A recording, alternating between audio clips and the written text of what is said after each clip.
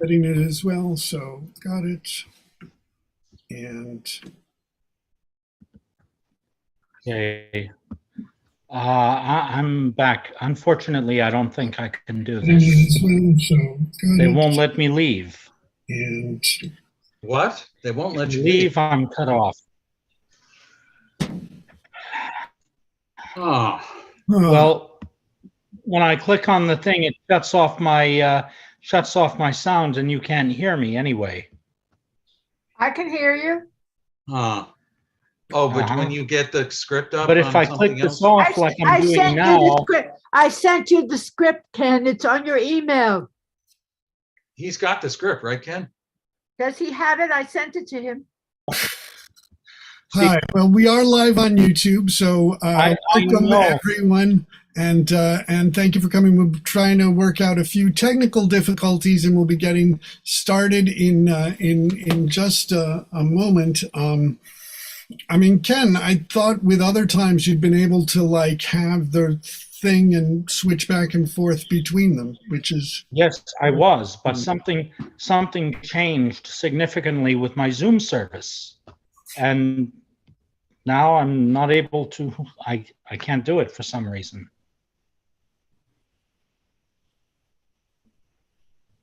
Sounds like a Marx Brothers piece, Zoom service. yeah, Zoom. Yeah. Service. Yeah, it changed all of a sudden. Yeah, I'm really. You used to be able to disappointed. have like a double, like your, the PDF on half your screen, and you shrink down the Zoom to half the screen, and you just toggle back and forth. But Yeah. right, were you doing that before? But now I was doing that before, but I can't do it now for some reason. well, if The you keep service trying, changed. get back, and then you'll jump in. If you get it figured out. Yeah, I can tell you a few lines and I still remember. I still remember pretty much the first scene because I memorized that when I was in high school. Oh, His first okay. scene with Cassius. Right. Just a moment, please. Okay, well, as part of the things that we're going to be doing here is, Mark, why don't you share some of the stuff you wanted to let us know about that about Julius Caesar, some of the background that you found out. Oh, yeah. Well, I mean, some of you may know this, but well, as you know, you look at an edition of a Shakespeare play, and you may see like these scholarly notes somewhere saying like, well, we think Shakespeare's sources were, this or this or this or this. So for Julius Caesar, it says that he had a source of Plutarch's Lives. So I actually went, and of course, most of us have heard of Plutarch's Lives. Plutarch's Lives of Noble Grecians and Romans is the full title. But have we ever looked at it? Well, so I went to Plutarch's Lives, and I found what he had written about Julius Caesar. He's got a chapter on Julius Caesar, a very lengthy one. There's also a little chapter on Antony, and there's one on Brutus, and there's one on about 40 other either Greeks or Romans. And this is all written in about the 1st century AD. Plutarch was a Greek who was, but at that time, Greece was under Roman rule at that time, so he was a Roman subject. So what Plutarch wrote about Julius Caesar, I looked it up. And I thought, well, there'll be a tidbit here, a tidbit there, that Shakespeare used, as historical basis for his play. Well, on the contrary, the entire play is all Plutarch. I mean, what Plutarch, he wrote lengthily, at length about the Caesar, his whole career, the assassination, the plot, the aftermath, and the whole play, Shakespeare took completely from Plutarch. Everything in the play, all the incidents in the play are mentioned in Plutarch.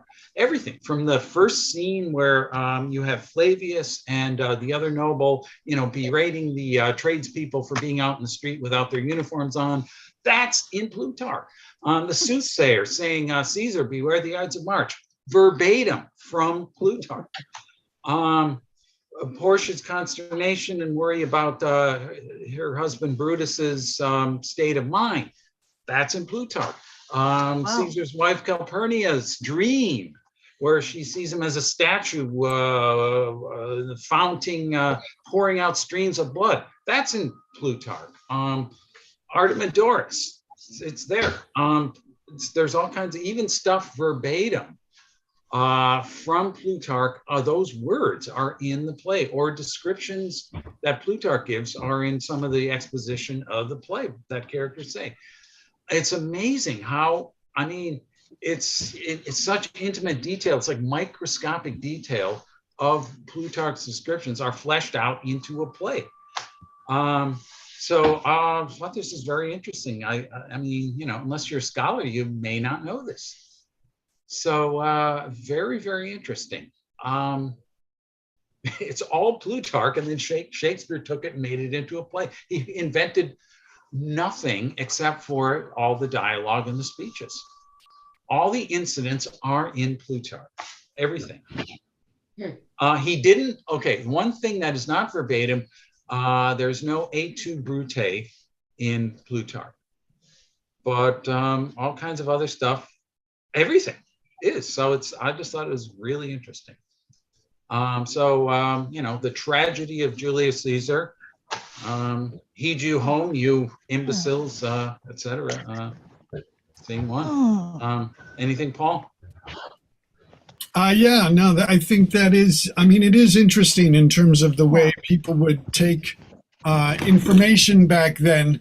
I mean, like the sort of the way, and you find with other things, when you look at some of Shakespeare's sources, that he took a lot of stuff and then he would reshape it to make it work theatrically. But Not this. there is a lot where he, takes it pretty much from what it is. So I guess we need to make some decision about how you want to move forward, since it's now just about 8 o'clock and we were going to start at 7:30, and this isn't, I mean, this is a tragedy that's not the shortest play, so we should probably get started soon. So what, how do you want to handle it? Because, I mean, I guess if Ken can't, well, Ken is sort of, I see his screen, but I don't see him. And I'm here. Okay, so do you have any kind of solution? Have you been able to figure out any way to see the script on your computer? I sent If I leave the site, I lose you. Well, but you don't see us. I'm going but to try we it should right now. Just try leaving, Right, and see if- not yeah. exiting Zoom, just going into the other thing from one of the links that you've got for the copy of the script. It used to be like just a few weeks ago when I left, I would be able to hear you, but now I can't even hear you. I'm going to go off now and see. Okay, test Okay, it. just don't exit Zoom. What Just happens? leave. No, he's just stopped his picture. Okay, so we'll see if that works, and then we will. Oh, Ken?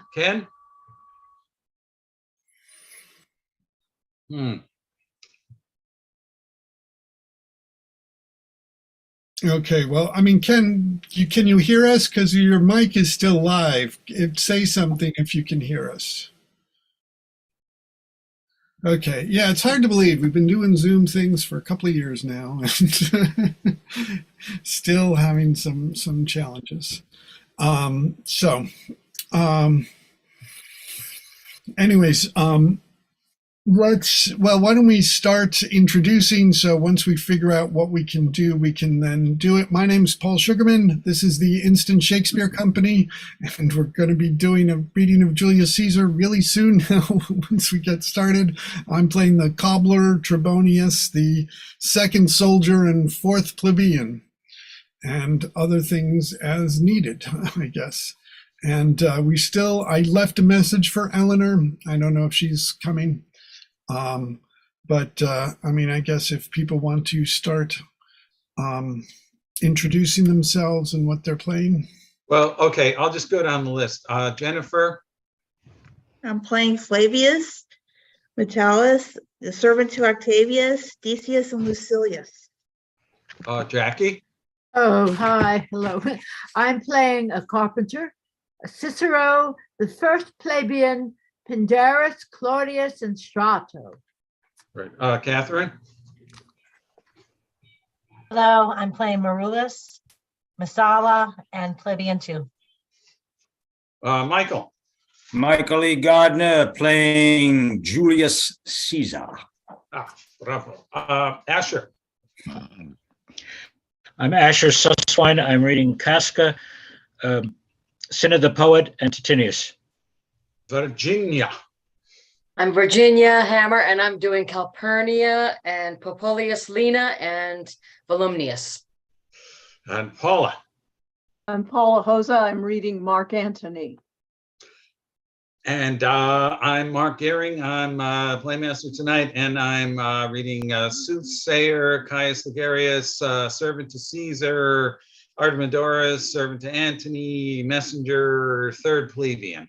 And Ken, if he gets his technical problem solved, would be playing Marcus Brutus. Derek? Hi, Derek Tarson. I'm playing Cassius. Eleanor, if she joins us, will be playing Sina, just the Sina, not the poet, Lucius, young Cato, and Octavius. And Cynthia. Yes, I'm Cynthia Huffman. I'm playing Portia. And I'm and Lawrence Larry Asher. Asher. I'll be doing Publius, Lepidus, a poet, and Clitus. You get to play poet. And that rounds out our cast. Okay, so what's Ken? What's up? Can you see the script? Well, no, but every time I leave you and I come back, I have to type in my email address all over again, which I never had to do before. Which is, yeah, I don't know why it makes you leave. I mean, you should be able to stay in Zoom and click into other programs so that you can. My computer service is all messed up, and I've let you guys down and I've let myself down, and I'm very disappointed, but it looks like I can't do it. I can do the first part of it, I think. If you're willing to I'm going to make give an me executive decision and say, yes, do it. But Thank please let us know. And we're going to have Jennifer is going to take over Show must go on. at some point if, you know. Listen, Yeah. it was a production with Geraldine Page off Broadway, and the actor had to go on. Was it Harvey Keitel or somebody like that? First night, no script. Yeah. Wow. They were, yeah. And also we have to cover Eleanor if she doesn't. I'll cover Eleanor. I have. Okay. You know what she's doing? Well, I have a list here. I guess I'll. Okay. Yeah. The list is correct. So yeah. Right. Sina, Lucius. Yeah. So early on, Sina. Where's Lucius? Maybe she'll get in. So you want us to feed you the lines if you go up, Ken? Yeah, if you could. We'll do that. We'll feed you the line. You got a prompt. All right. Now, Don't you have a from the copy? beginning, I should be Don't you okay. have a book around, a copy of Julius Caesar? That's Don't you what have a I've been racing around my apartment trying to find. It looks like I can find everything but Julius Caesar. Because I have them all here. I don't. Oh, and I used to have them all, but well, Paul knows what happened. Right. And if I'd known in the past that this would happen, I would have gone out and bought my own copy. I'll know for the 2 parts of Henry IV. I'll buy my own copies of those. Yeah.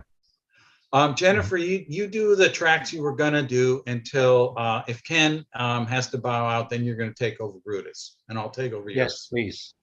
Yeah, and I just I saw, I was just checking, I hadn't seen my emails during the day, but Eleanor is having some issues, so she probably won't be able to join us. So I guess Okay, Jackie, you're gonna do her stuff then. Yeah, I'll cover. Ken, you can see us though, right? What? Yeah, we see you. Oh, I can see you. Yeah, now Ken, so make sure you stab me. Huh? If I stab you, I have to The stab stab. you. Ken is Brutus. So they see the stabbing. But Casca stabs you first. Yeah, but you stabbed me last. Yes. The 23rd stab. Mhm. And it's 2023. All right, shut up. Yeah, 23. It's in It's Plutarch. 8:07. It's We in were the supposed play. to start at 7:30. Yeah. Yeah. Let's get started. Yeah, let's get going. Yeah. All right, I'm gonna blank out. So yeah, just a reminder, when you're in the scene, have your video and audio on, and when you're not in the scene, stop your video. And so we will now begin and get through somehow the tragedy of Julius Caesar by William Shakespeare. Actus Primus, scena prima, enter Flavius, Morellas, and certain commoners over the stage. Hence, home, you idle creatures, get you home. Is this a holiday? What? Know you not, being mechanical, you ought not walk upon a laboring day without the sign of your profession? Speak, what trade art thou? What, sir, a carpenter? Where is thy leather apron and thy rule? What dost thou with thy best apparel on? You, sir, what trade are you? Truly, sir, in respect of a fine workman, I am but, as you would say, a cobbler. But what trade art thou? Answer me directly. A trade, sir, that I hope I may use with a safe conscience, which is indeed, sir, a mender of bad souls. Oh, what trade thou, knave? Thou naughty knave, what trade? Nay, I beseech you, sir, be not out with me, yet if you be out, sir, I can mend you. What mean'st thou by that? Mend me, thou saucy fellow? Oh, why, sir, cobble you. Thou art a cobbler, art thou? Truly, sir, all that I live by is with thee all.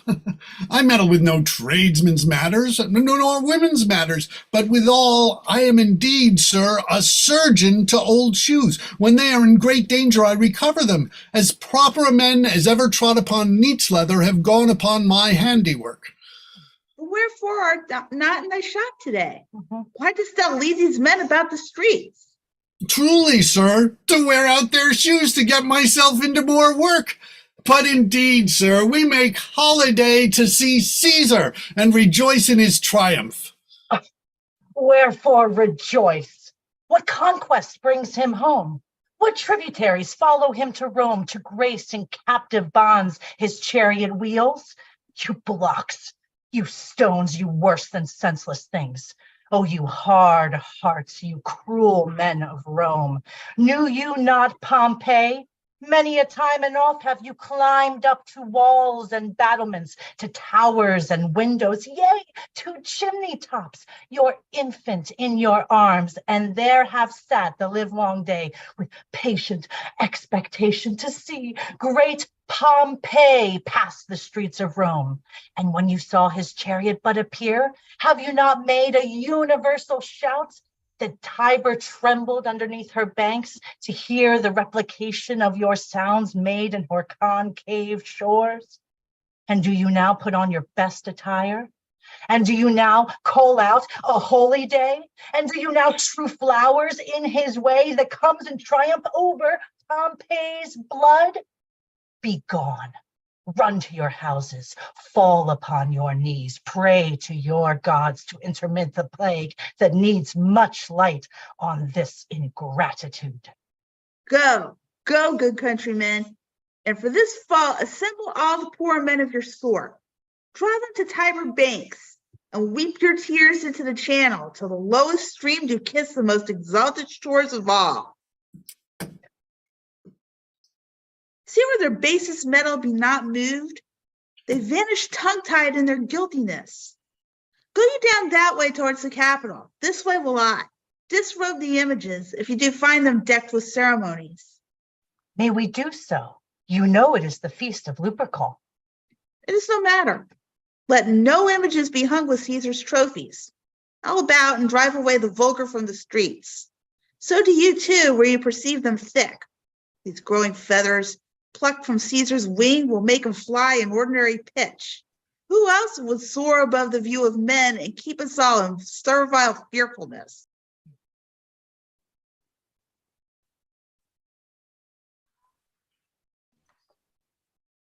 Scene 2. Calpurnia!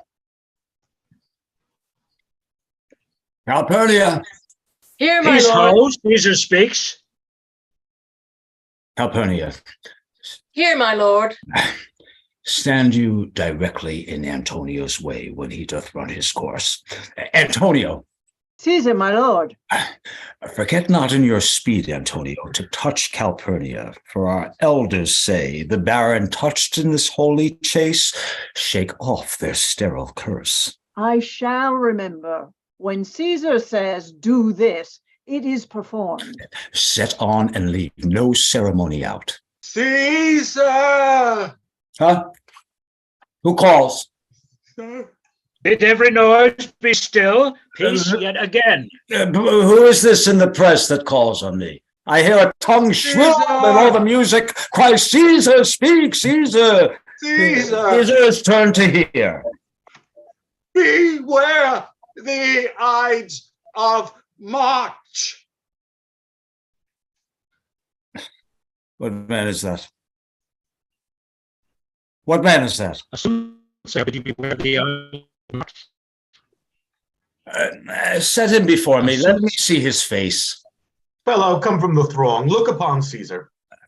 Caesar, What dost thou say to me? Speak once again.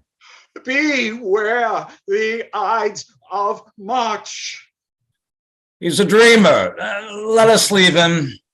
Caesar, Let us leave him. Pass, pass. Caesar.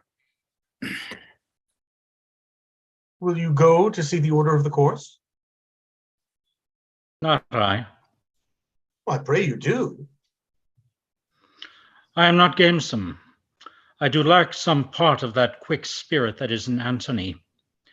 Let me not hinder, Cassius, your desires. I'll leave you. Brutus, I do observe you now of late. I have not from your eyes that gentleness and show of love as I was wont to have. You bear too stubborn and too strange a hand over your friend that loves you. Cassius, be not deceived. If I have veiled my look, I turn the trouble of my countenance merely upon myself. Vexed I am of late with passions of some difference, conceptions only proper to myself, which give some soil perhaps to my behaviors, but let not Cassius, my dear friends, be grieved, among which number Cassius be you one, nor construe any further my neglect than that poor Brutus with himself at war forgets the shows of love to other men. Then, Brutus, I have much mistook your passion, by means whereof this breast of mine hath buried thoughts of great value, worthy cogitation. Tell me, good Brutus, can you see your face? No, for the eye sees not itself, but by reflection, by some other things. 'Tis just. And it is very much lamented, Brutus, that you have no such mirrors as will turn your hidden worthiness into your eye, that you may see your shadow. I have heard where many of the best respect in Rome, except immortal Caesar, speaking of Brutus and groaning underneath this age's yoke, have wished that noble Brutus had his eyes.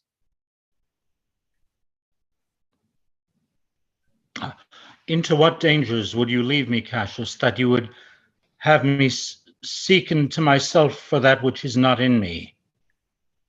Therefore, good Brutus, be prepared to hear. And since you know you cannot see yourself so well as by reflection, I, your glass, will modestly discover to yourself that of yourself which you yet know not of. And be not jealous on me, gentle Brutus. Were I a common laughter, or did use to stale with ordinary oaths my love to every new protester? If you know that I do fawn on men and hug them hard and after scandal them, or if you know that I profess my love in banqueting to all the rout, then hold me dangerous. Yay! Hail Caesar! Hooray, Caesar! Another general shout. I do fear the people do choose Caesar for their king. Ah, do you fear it? Then must I think you would not have it so. I would not, Cassius. Yet I love him well. But wherefore do you hold me here so long? What is it that you would impart to me? If it be aught toward the general good, set honor in one eye and death in the other, and I will look on both indifferently. For let the gods, so as I do love the name of honor more than I fear death. I know that virtue to be in you, Brutus, as well as I do know your outward favor. Well, honor is the subject of my story. I cannot tell what you and other men think of this life. For my single self, I had as lief not be as live to be in awe of such a thing as I myself. I was born as free as Caesar, so were you. We both have fed as well, and we can both endure winter's cold as well as he. For once, upon a raw and gusty day, the troubled Tiber, chafing with her shores, Caesar said to me, "Darest thou, Cassius, now leap in with me into this angry flood and swim to yonder point?" Upon the word, accoutred as I was, I plunged in and bade him follow. So indeed he did. The torrent roared, and we did buffet it with lusty sinews, throwing it aside and stemming it with hearts of controversy. But ere we could arrive at the point proposed, Caesar cried, "Help me, Cassius, or I sink." I, as Aeneas, our great ancestor, did from the flames of Troy, upon his shoulder the old Anchises bear, so from the waves of Tiber did I the tired Caesar. And this man is now become a god, and Cassius is a wretched creature and must bend his body.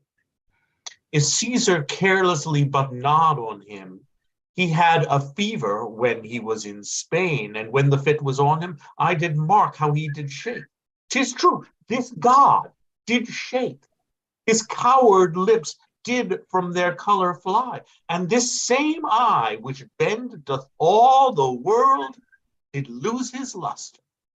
I did hear him groan.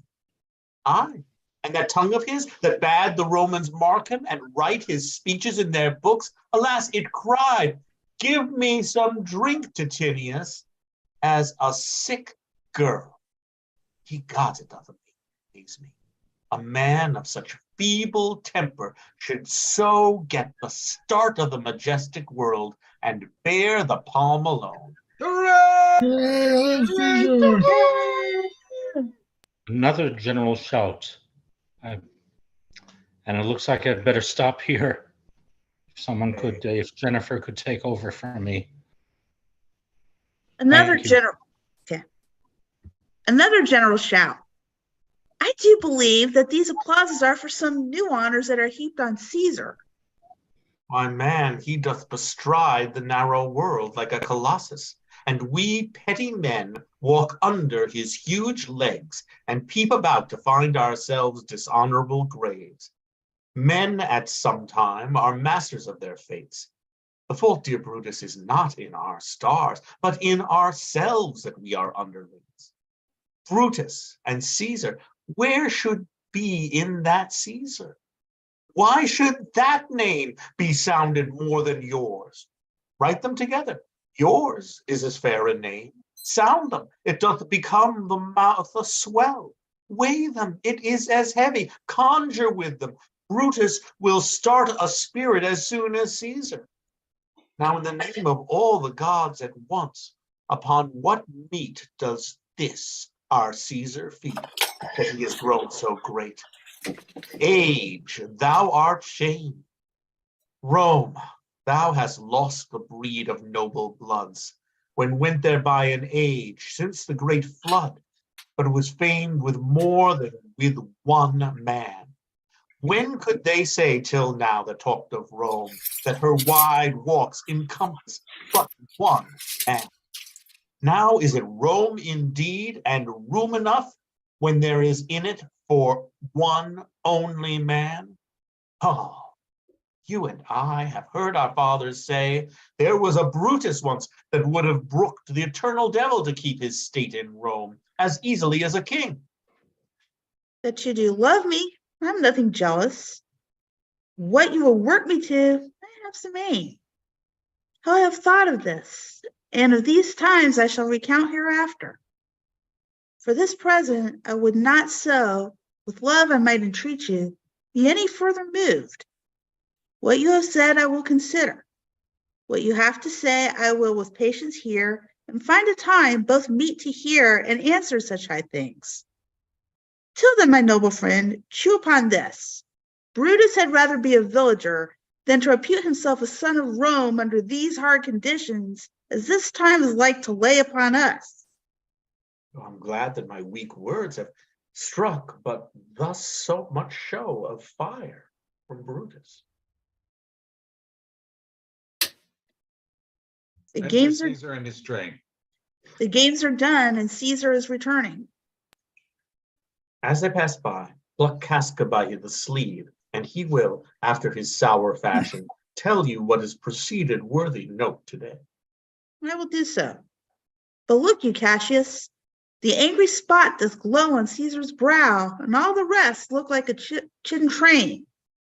Calpurnia's cheek is pale, and Cicero looks with such ferret and such fiery eyes as we have seen him in the Capitol being crossed in conference by some senators. Now Casca will tell us what the matter is. Antonio, Caesar, let me have men about me that are fat, sleek-headed men and such as sleep at nights. Yon Cassius has a lean and a hungry look. He thinks too much. Such men are dangerous. fear him not, Caesar. He's not dangerous. He is a noble Roman and well given. Would he were fatter. But I fear him not. Yet if my name were liable to fear, I do not know the man I should avoid so soon as that spare Cassius. He reads much, he is a great observer, and he looks quite through the deeds of men. He loves no plays as thou dost, Antony. Hears no music. Seldom he smiles, and smiles in such a sort as if he mock himself and scorn his spirit that could be moved to smile at anything.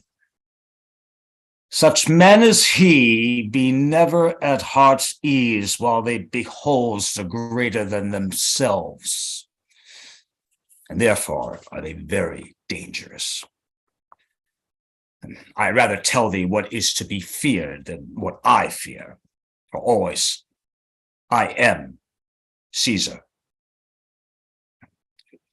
Come on my right hand, for this ear is deaf, and tell me truly what thou thinkest of him.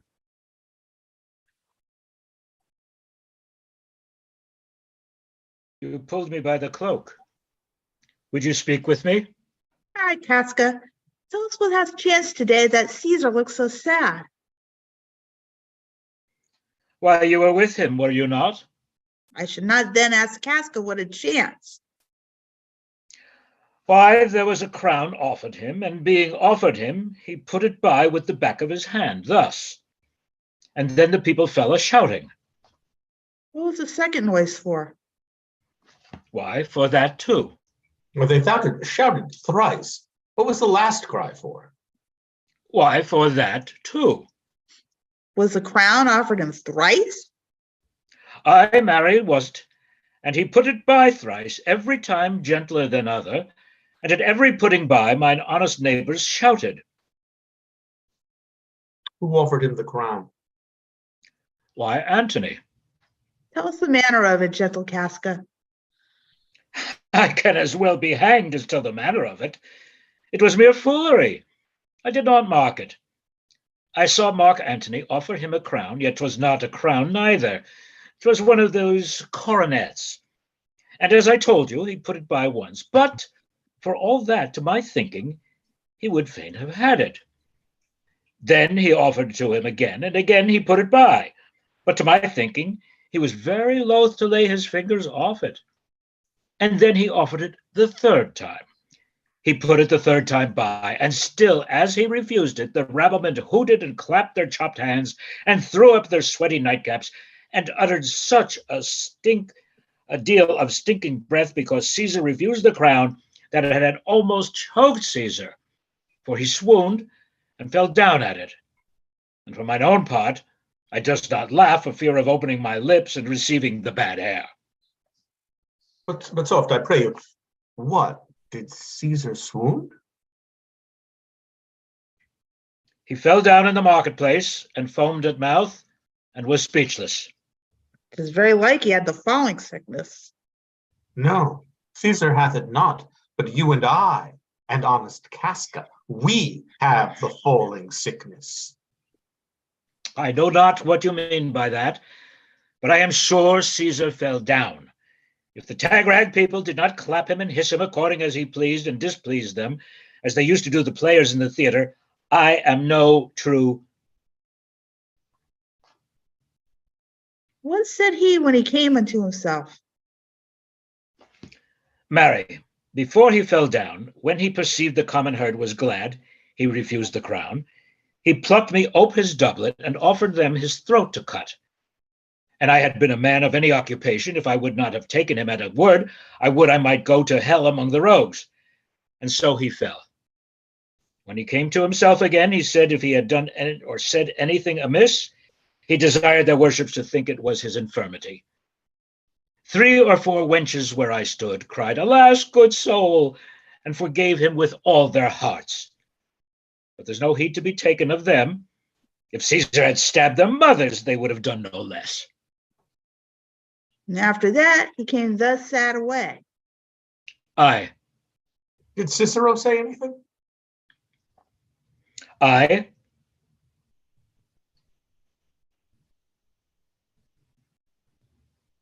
Aye, he spoke Greek. To what effect? Nay, and I tell you that I'll ne'er look you in the face again. But those that understood him smiled at one another and shook their heads. But for mine own part, it was Greek to me. I could tell you more news, too. Morellus and Flavius, for pulling scarves off Caesar's images, are put to silence. Fare you well. There was more foolery yet, if I could remember it. Will you sup with me tonight, Casca? No, I am promised forth. Will you dine with me tomorrow? Aye, if I be alive, and your mind hold, and your dinner worth the eating. Good, I will expect you. Do so. Farewell both. What a blunt fellow is this grown to be? He was quick mettled when he went to school. So is he now in execution of any bold or noble enterprise. However he puts on this tardy form, this rudeness is a sauce to his good wit, which gives men's stomach to digest his words with better appetite. And so it is. For this time I will leave you. Tomorrow, if you please to speak with me, I will come home to you, or if you will, come home to me and I will wait for you. I will do so. Till then, think of the world. Well, Brutus, thou art noble, yet I see thy honest metal might be wrought. From that it is disposed. Therefore it is meet that noble minds keep ever with their likes, for who so firm that cannot be seduced? Caesar doth bear me hard, but he loves Brutus. If I were Brutus now and he were Cassius, he should not humor me. I will this night in several hands in at his windows throw, as if they came from several citizens, writings, all tending to the great opinion that Rome holds of his name, wherein obscurely Caesar's ambition shall be glanced at. And after this, let Caesar seat him sure, for we will shake him or worse days endure. Thunder and lightning. Enter Casca and Cicero. Good evening, Casca. Brought you Caesar home? Why are you breathless, and why stare you so? Are not you moved when all the sway of earth shakes like a thing unfirm?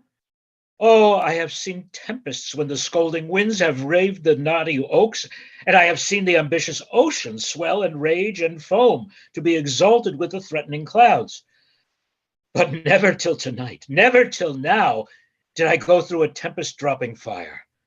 Either there is a civil strife in heaven, or else the world too saucy with the gods incenses them to send destruction. Why saw you anything more wonderful? A common slave, you know him well by sight, held up his left hand, which did flame and burn like 20 torches joined, and yet his hand, not sensible of fire, remained unscorched. Besides, I had not since put up my sword. Against the Capitol I met a lion, who glazed upon me and went surly by without annoying me. And they were drawn upon a heap of 100 ghastly women, transformed with their fear, who swore they saw men all in fire walk up and down the streets. And yesterday the bird of night did sit even at noonday upon the marketplace, hooting and shrieking when these prodigies do so conjointly meet. Let not men say these are their reasons, they are natural. For I believe they are portentous things unto the climate that they point upon. Indeed, it's a strange disposed time, but men may construe things after their fashion, glean from the purpose of the things themselves. Come Caesar to the Capitol tomorrow? He doth, for he did bid Antonius send word to you he would be there tomorrow. Good night then, Casca. This disturbed sky is not to walk in. Farewell, Cicero. Enter Cassius. Who's there? A Roman. Oh, Casca, by your voice.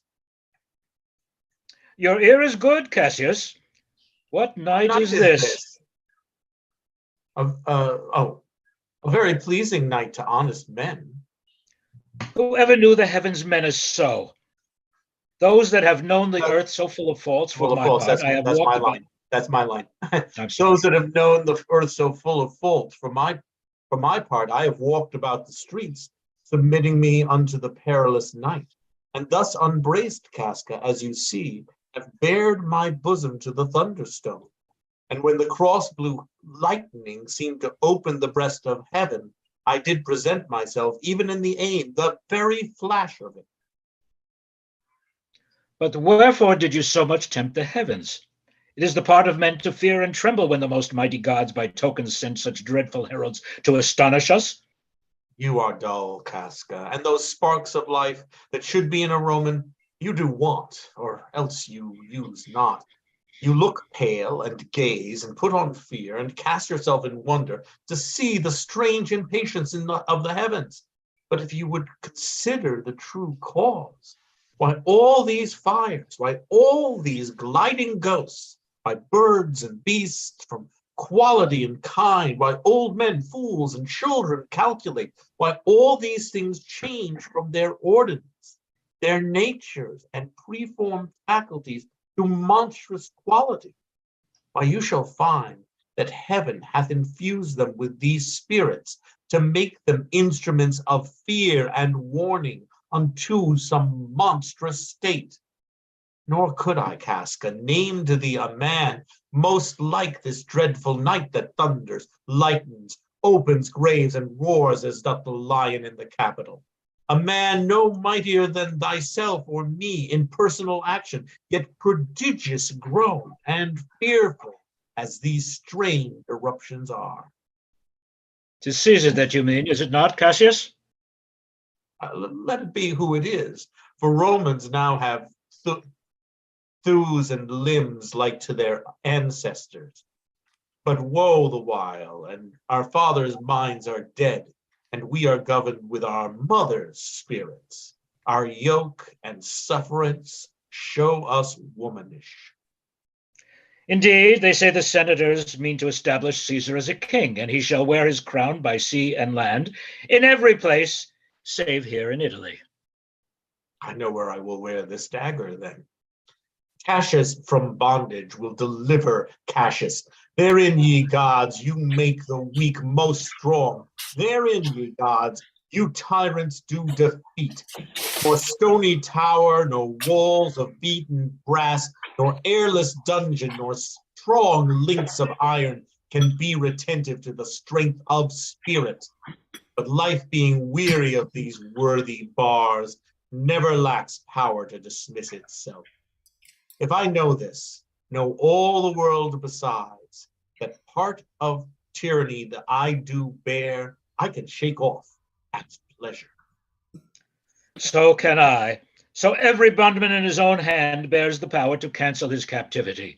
And why should Caesar be a tyrant then? Poor man, I know he would not be a wolf, but that he sees the Romans are but sheep. He were no lion, were not Roman hinds. Those that with haste will make a mighty fire begin it with weak straws. What trash is Rome? What rubbish and what offal when it serves for the base matter to eliminate so vile a thing as Caesar. Oh, grief, where hast thou led me? I perhaps speak this before a willing bondman. Then I know my answer must be made, but I am armed, and dangers are to me. You speak to Casca, and to such a man that is no fleering telltale. Hold my hand, but be factious for redress of all these griefs, and I will set this foot of mine as far as who goes farthest. There's a bargain made. Now know you, Casca, I have moved already some certain of the noblest minded Romans to undergo with me an enterprise of honorable, dangerous consequence. And I do know by this, they stay for me in Pompey's porch. For now, this fearful night, there is no stir or walking in the streets, and the complexion of the element is favors, like the work we have in hand, most bloody, fiery, and most terrible. Enter Sina. Stand close a while, for here comes one in haste. Sina, I do know him from his gait. He's a friend. Sina, where haste you so? To find out you. Who's that? Metella Simba? No, it is Casca, one incorporate to our attempts. Am I not stayed for, Sina? I am glad on it. Oh, what a fearful night is this. There's 2 or 3 of us have seen strange sights. Am I not stayed for? Tell me. Oh, who you are, oh Cassius. If you could but win the noble Brutus to our party. Be you content. Good Sina, take this paper, and look you lay it in the praetor's chair, where Brutus may but find it, and throw this in at his window. Set this up with wax upon old Brutus' statue. All this done, repair to Pompey's porch, where you shall find us. Is Decius Brutus and Trebonius there? Oh, but Metella Simba, and he's gone to seek you at your house. Well, I will hie and so bestow these papers as you bade me. That done, repair to Pompey's theater. Come, Casca, you and I will yet ere day see Brutus at his house. 3 parts of him is ours already, and the man entire upon the next encounter yields him ours. Oh, he sits high in all the people's hearts, and that which would appear offense in us, his countenance, like riches to alchemy, will change to virtue and to worthiness. Him and his worth and our great need of him. You have right well conceited. Let us go, for it is after midnight, and ere day we will awake him and be sure of it. Act 2, Brutus in his orchard. Well, Lucius, ho! I cannot, by the progress of the stars, give guess how near to day. Lucius, I say! I wouldn't want my father to sleep so soundly. When, Lucius, when? Awake, Called I you, say! my lord, called you, my lord. Get me a taper in my study, Lucius. When it is lighted, come and call me here. I will, my lord. It must be by his death. And for my part, I know no personal cause to spurn at him, but for the general. He will be crowned. But that might change his nature. There's the question. It is the bright day that brings forth the adder, and that craves wary walking. Crown him that, and then I grant we put a sting in him, that at his will he may do danger with. The abuse of greatness is when it disjoins remorse from power. And to speak truth of Caesar, I have not known when his affections swayed more than his reason. But 'tis a common proof that lowliness is young ambition's ladder, whereto the climber upward turns his face. But when he once attains the utmost round, He then unto the latter turns his back, looks in the clouds, scorning the base degrees by which he did ascend. So Caesar may, then least he may prevent. And since the quarrel will bear no color for the thing he is, fashion it thus, that what he is augmented should run to these and these extremities. And therefore I think him as a serpent's egg, which hatch would as his kind grow mischievous and kill him in the shell. The taper burneth in your closet, sir. Searching for the window for a flint, I found this paper thus sealed up, and I am sure it did not lie there when I went to bed. Get you to bed again. It is not day. Is not tomorrow, boy, the 1st of March? I know not, sir. Look in the calendar and bring me word. I will, sir. The exhalations whizzing in the air give such light that I may read by them. Brutus, thou sleepst. Awake and see thyself. Shall Rome, etc., speak, strike, redress. Brutus, thou sleepst. Awake. Such instigations have been often dropped, where I have took them up. Shall Rome, etc. This must I piece it out. Shall Rome stand under one man's awe? What Rome? My ancestors did from the streets of Rome the Tarquin drive when he was called a king. Speak, strike, redress. Am I entreated to speak and strike? O Rome, I make thee promise, if the redress will follow, thou receivest thy full petition at the hand of Brutus. Sir, March has wasted 15 days.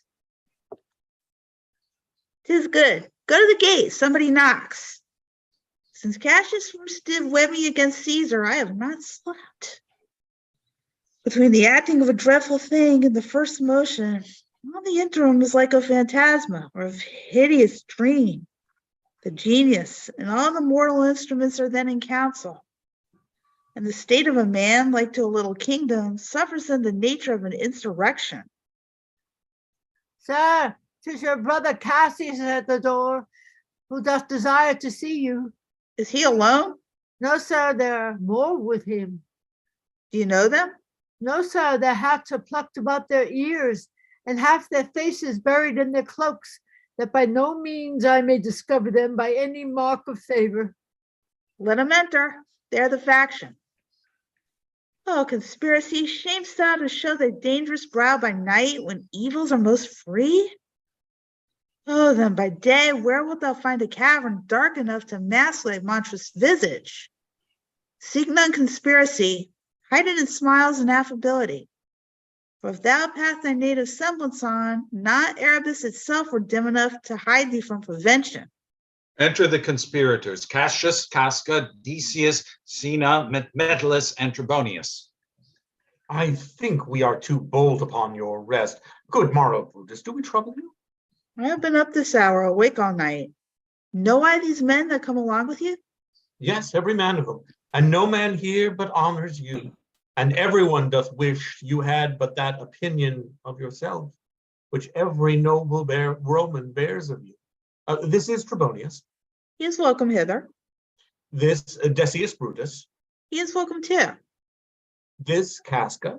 This Cinna. And this Metellus symbol. They're all welcome. But watchful cares do interpose themselves betwixt your eyes and night.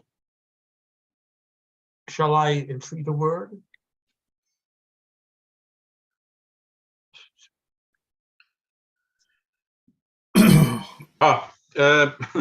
Here lies the east. Doth not the day break here?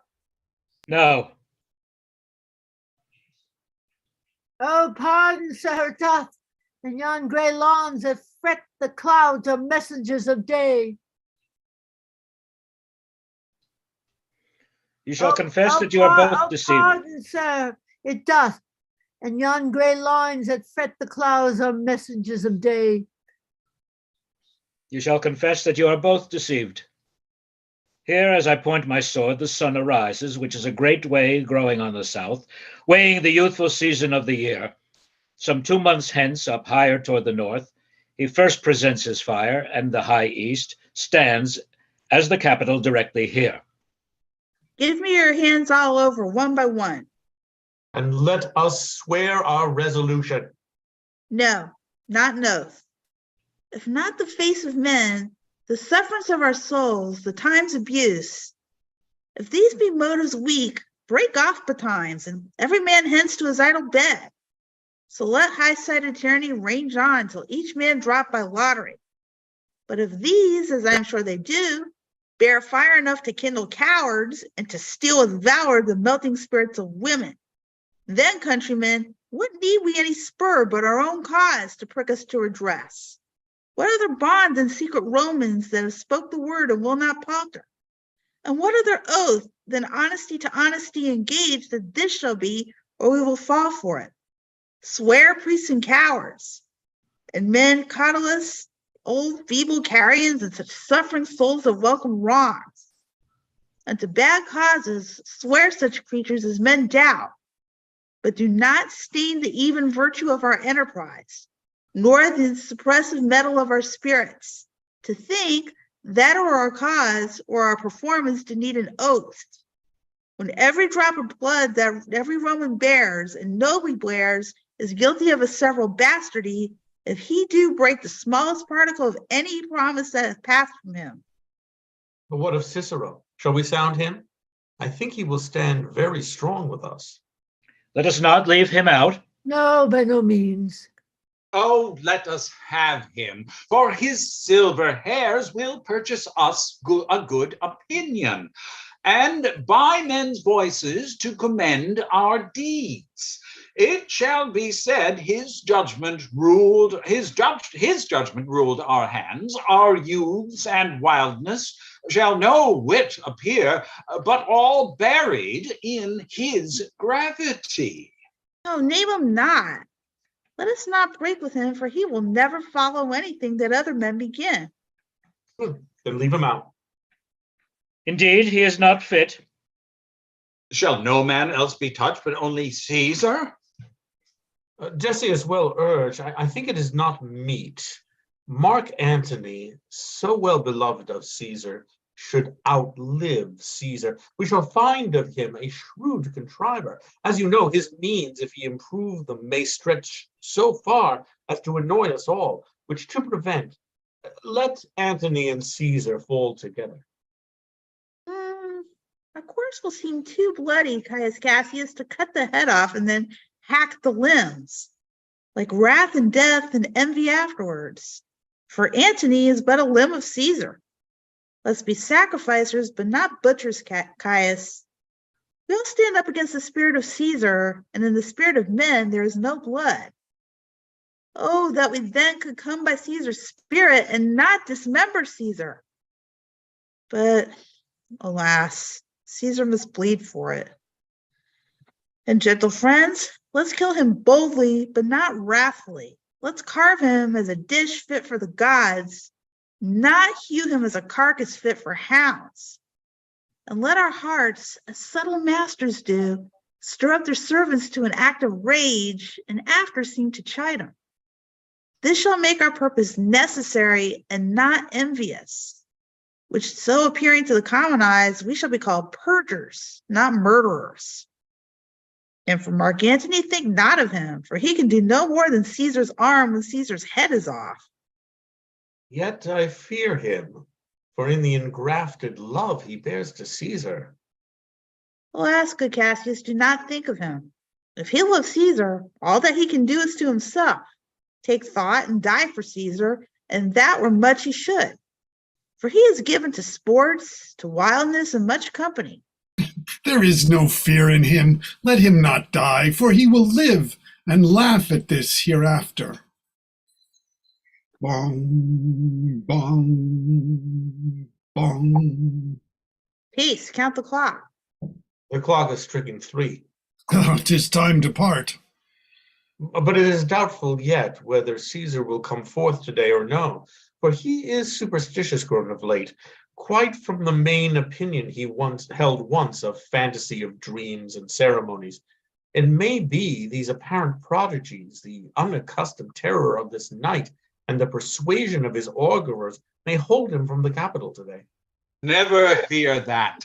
If he be so resolved, I can o'ersway him, for he loves to hear that unicorns may be betrayed with trees, and bears with glasses, elephants with holes, lions with toils, and men with flatterers. But when I tell him he hates flatterers, he says he does, being then most flattered. Let me work, for I can give his humor the true bent, and I will bring him to the capital. Nay, we will all of us be there to fetch him. By the 8 hours, is that the uttermost? Be that the uttermost, and fail not then. Caius Ligarius doth bear Caesar hard, who rated him for speaking well of Pompey. I wonder none of you have thought of him. Now, good Metellus, school on by him. He loves me well, and I have given him reasons. Send him but hither, and I'll fashion him. The morning comes upon us. We'll leave you, Brutus. And friends, disperse yourselves, but all remember what you have said, and show yourselves true Romans. Good gentlemen, look fresh and merrily. Let not our looks put upon our purposes, but bear it as our Roman actors do, with untired spirits and formal constancy. And so good morrow to you, everyone. Boy, Lucius, fast asleep? There's no matter. Enjoy the honey heavy dew of slumber. Thou hast no figures nor no fantasies, which busy care draws in the brains of men. Therefore thou sleep so sound. Brutus, my lord. Portia, what mean you? Wherefore rise you now? It is not for your health thus to commit your weak condition to the raw, cold morning.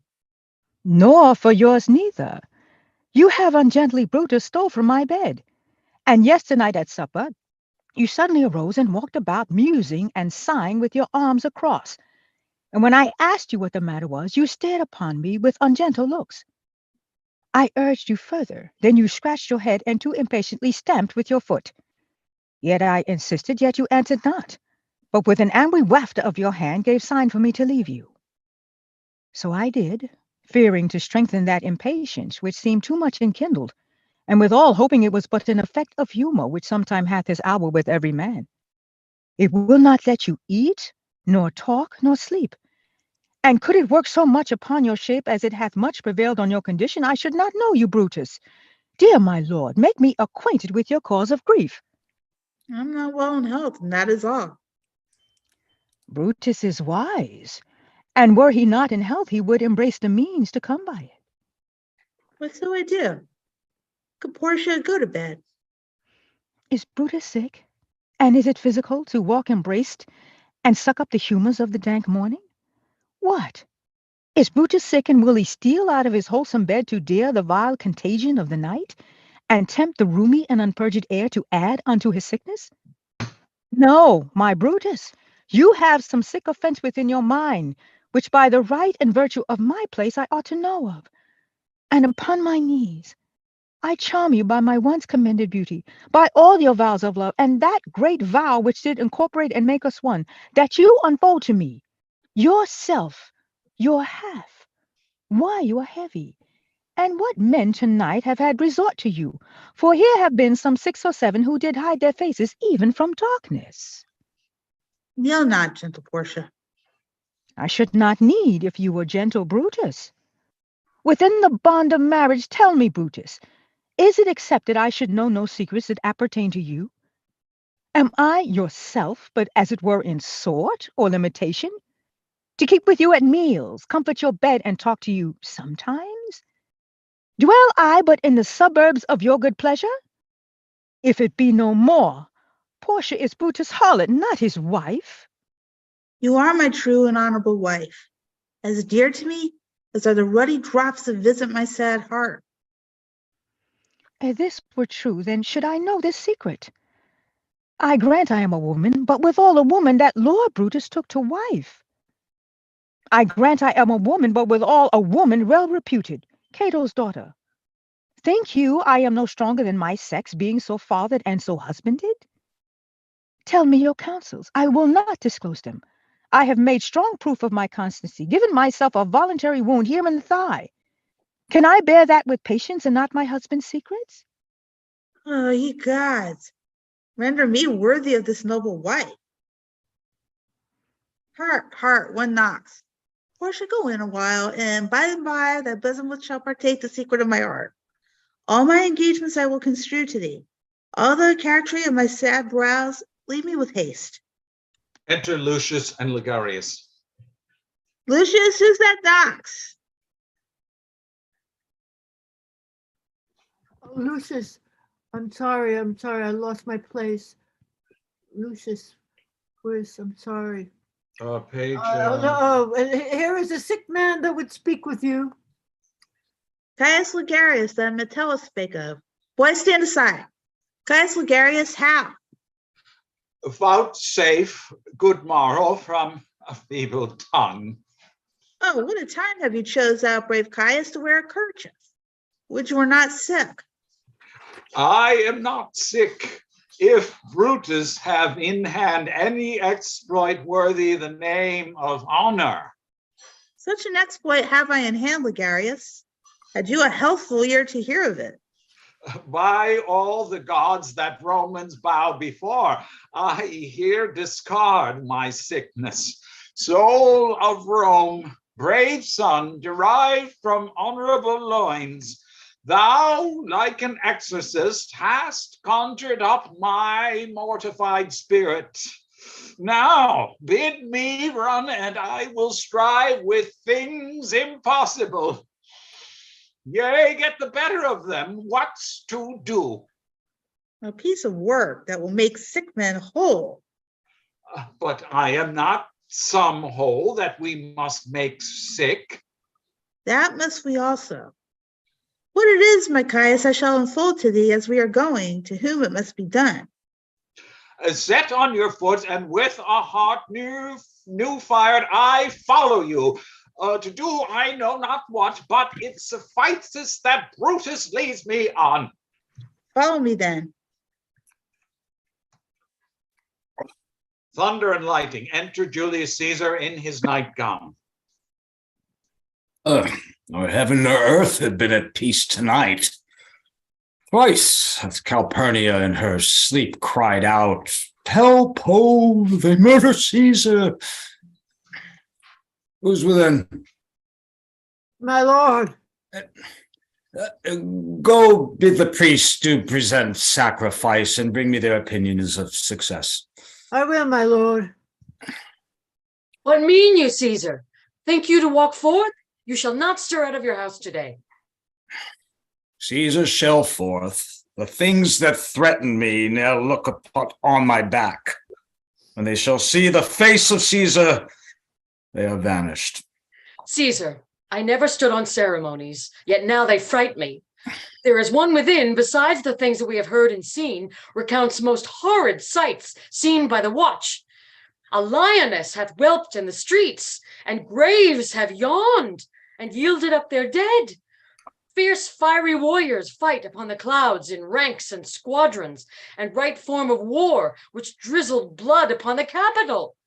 The noise of battle hurtled in the air, horses do neigh, and dying men did groan, and ghosts did shriek and squeal about the streets.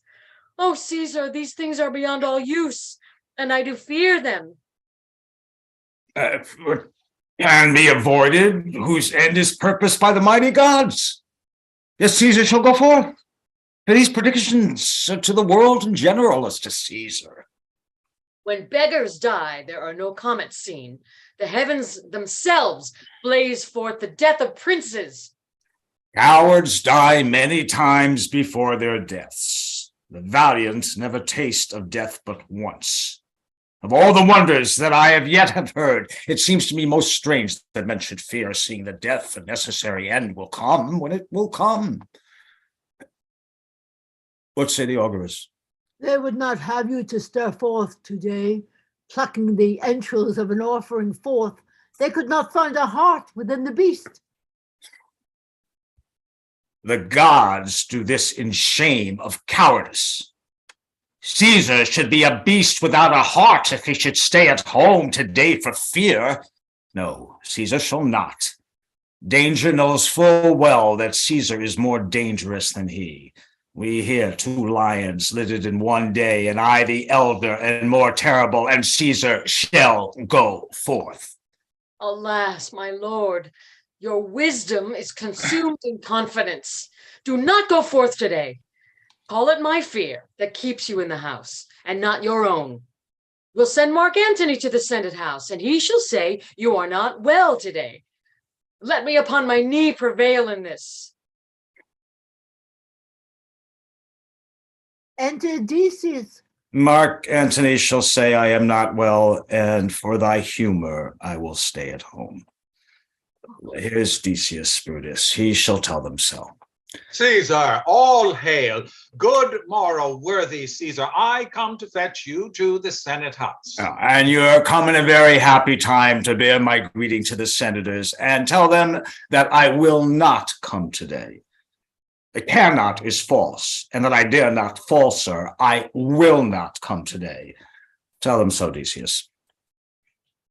Say he is sick. What? Shall Caesar send a lie? Have I in conquest stretched mine arms so far to be a fear to tell gray beards the truth? Decius, go tell them Caesar will not come. Most mighty Caesar, let me know some cause, lest I be laughed at when I tell them so. The cause is in my will. I will not come. That is enough to satisfy the Senate. But for your private satisfaction, because I love you, I will let you know. Calpurnia, here my wife, stays me at home. She dreamt tonight she saw my statue, which like fountain with 100 spouts did run pure blood, and many lusty Romans came smiling, and did bathe their hands in it, and these doth she apply for warnings and portents and evils eminent, and on her knee has begged me that I will stay at home today. This dream is all misinterpreted. It was a vision, fair and fortunate. Your statue, spouting blood in many pipes, in which so many smiling Romans bathe, signifies that from you great Rome shall suck reviving blood, and that great men shall press for tinctures, stains, relics, and cognizance. This by Calpurnia's dream is signified. In this way have you well expounded it. I have, when you have heard what I can say, and know it now, the Senate have concluded to give this day a crown to mighty Caesar. If you shall send them word you will not come, their minds may change. Besides, it were a mock apt to be rendered for someone to say, break up the Senate till another time, when Caesar's wife shall meet with better dreams. If Caesar hide himself, shall they not whisper, lo, Caesar is afraid?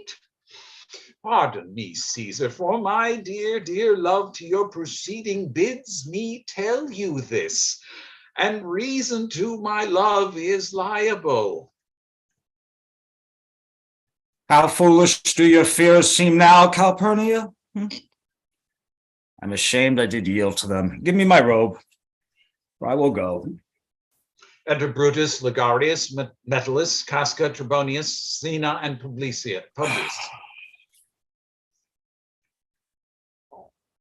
Oh, and look, where Publius is come to fetch me. Good morning, Caesar. Oh, welcome, Publius. What, Brutus, are you stirred so early too? Oh, good morning, Casca.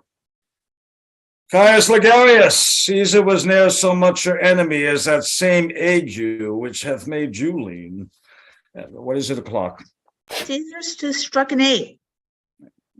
I thank you for your pains and courtesy. Enter Antony. See, Antony, the rebels' log of knights is notwithstanding up. Good morrow, Antony. So to most noble Caesar. Now, bid them prepare within. I am to blame to be thus waited for. Now, Cinna, now Metellus, with Trebonius, I have an hour's talk in store for you. Remember that you called me today. Be near me that I may remember you. Oh, Caesar, I will. So near will I be that some of your best friends will wish I had been further. Good friends, go in and taste some wine with me, and we, like friends, will straightway go together. That every like is not the same, O Caesar. The heart of Brutus earns to think upon. Scene 3. Enter Artemidorus. Caesar, beware of Brutus. Take heed of Cassius. Come not near Casca, have an eye to Cinna. Trust not Trebonius. Mark Metellus, Cimber, Decius, Brutus loves thee not. Thou wronged Caius Ligarius. There is but one mind in all those men, and it is bent against Caesar. If thou beest not immortal, look about you. Security gives way to conspiracy. The mighty gods defend thee, thy lover Artemidorus. Here will I stand till Caesar pass along, and as a suitor will I give him this. My heart laments that virtue cannot live out of the teeth of emulation. If thou read this, O Caesar, thou mayest live. If not, the fates with traitors do contrive. I prithee, boy, run to the Senate house. Stay not to answer me, but get thee gone. Why dost thou stay? To know my errand, madam. I would have had thee there and here again, ere I can tell thee what thou shouldst do. Oh, constancy, be strong upon my side. Set a huge mountain between my heart and tongue. I have a man's mind, but a woman's might. How hard it is for women to keep counsel. Art thee here yet? Madam, what should I do? Run to the capital, nothing else? And so return to you and nothing else? Yes. Bring me word, boy, of thy lord look well, for he went sickly forth. And take good note what Caesar doth, what suitors press to him. Hark, boy, what noise is that? I hear none, madam. Prithee, listen well. I heard a bustling rumor like a fray, and the wind brings it from the capital. Oh, sooth, madam, I hear nothing. Enter the soothsayer. Come hither, fellow. Which way hast thou been? At mine own house, good lady. What is it o'clock? About the 9th hour, lady. Is Caesar yet gone to the capital? Madam, not yet. I go to take my stand to see him pass on to the capital. Thou hast some suit to Caesar, hast thou not? That I have, lady. If it will please Caesar to be so good to Caesar as to hear me, I shall beseech him to befriend himself. Why? Knowest thou any harms intended toward him? None that I know will be, much that I fear may chance. Good morrow to you. Here the street is narrow. The throng that follows Caesar at the heels of senators, of praetors, of common suitors, will crowd a feeble man almost to death. I'll get me to a place more void, and there speak to great Caesar as he comes along. I must go in. Ay me, how weak a thing the heart of woman is. Oh, Brutus, the heavens speed thee in thine enterprise. Sure, the boy heard me. Brutus had the suit that Caesar will not grant. Oh, I grow faint. Run, Lucius, and commend me to my lord. Say I am merry. Come to me again and bring me word what he doth say to thee. Act 3, Flourish. Enter Caesar, Brutus, Cassius, Casca, Decius, Metellus, Trebonius, Cinna, Antony, Lepidus, Artemidorus, Publius, and the soothsayer. The Ides of March are come. I, Caesar, but not gone. Hail, Caesar, read this schedule. Trebonius doth desire to all read at your best leisure this humble suit. Oh, Caesar, read mine first, for mine's a suit that touches Caesar nearer. Read it, great Caesar. What touches us ourselves shall be last served. Delay not, Caesar, read it instantly. What is this fellow mad? Sir, I give you place. Oh, what, urge you your petitions in the street? Come to the Capitol. I wish your enterprise today may thrive. What enterprise, Populus? Fare you well. What said Popilius Lena? You wish today our enterprise might thrive. Fear our purpose is discovered. Look how he makes to Caesar. Mark him. Casca be sudden, for we fear prevention. Brutus, what shall be done? If this be known, Cassius or Caesar shall never turn back, for I will slay myself. Cassius be constant. Popilius Lena speaks not of her purposes. For look, he smiles and Caesar does not change. Trebonius knows his time. For look you, Brutus, he draws Mark Antony out of the way. Where is Metellus? Go ahead.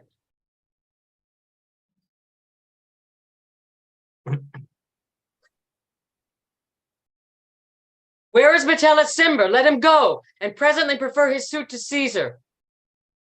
He is addressed. Press near and second him.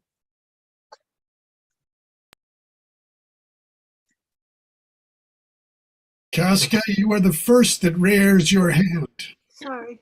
Are we all ready? What is now amiss that Caesar and his Senate must redress? Most high, most mighty, and most puissant Caesar, Metellus Cimber throws before thy seat an humble heart. I must prevent thee, Cimber. These couchings and these lowly courtesies might fire the blood of ordinary men and turn preordinance and first degree into the lane of children. Be not fond to think that Caesar bears such rebel blood that will be thawed from the true quality with that which melteth fools. I mean sweet words, low crooked curtsies, and base spaniel fawning. Thy brother is by decree is banished. If thou dost bend and pray and fawn for him, I spurn thee like a cur out of my way. No Caesar doth not wrong, nor without cause will he be satisfied. Is there no voice more worthy than my own to sound more sweetly in great Caesar's ear for the repealing of my banished brother? I kiss thy hand, but not in flattery, Caesar, desiring thee that Publius Cimber may have an immediate freedom of repeal. What, Brutus? Pardon, Caesar. Caesar, pardon. As low as to thy foot dost Cassius fall to beg enfranchisement for Publius Cimber. I could be well moved if I were as you. If I could pray to move, prayers would move me. But I am constant as the northern star, and whose true fixed and resting quality there is no fellow in the firmament. The skies are painted with unnumbered sparks. They're all fire, and every one doth shine. But there's but one in all doth hold this place, so in the world. 'Tis furnished well with men, and men are flesh and blood and apprehensive. Yet in the number I do know but one, that unassailable holds on his rank, unshaked of motion, and that I am he. Let me a little show it, even in this, that I was constant, Cimber should be banished, and constant do remain to keep him so. Oh, Caesar. Hence, for thou lift up Olympus. Great Caesar. Dost not, Brutus, bootless kneel. Speak hands for me. Ah. Ah. Uh, Ah. uh, Ah. uh, Ah. To Brute. Fall, Caesar. Ugh. Liberty, freedom, tyranny is dead. Run, hence, proclaim, cry it about the streets. Some to the common pulpits and cry out liberty, freedom, and enfranchisement. People and senators, be not affrighted. Fly not, stand still. Ambition's debt is paid. Go to the pulpit, Brutus. And Cassius too. Where's Publius? Here, quite confounded with this mutiny. Stand fast together, lest some friends of Caesar's should chance. Talk not of standing. Publius, good cheer. There is no harm intended to your person, nor to no Roman else. So tell them, Publius. And leave us, Publius, lest that the people rushing on us should do your age some mischief. Do so, and let no man abide this deed, but we, the doers. Enter Trebonius. Where is Antony? Fled to his house, amazed. Men, wives, and children stare, cry out, and run as it were doomsday. Fates, we will know your pleasures. That we shall die, we know. 'Tis but the time and drawing days out that men stand upon.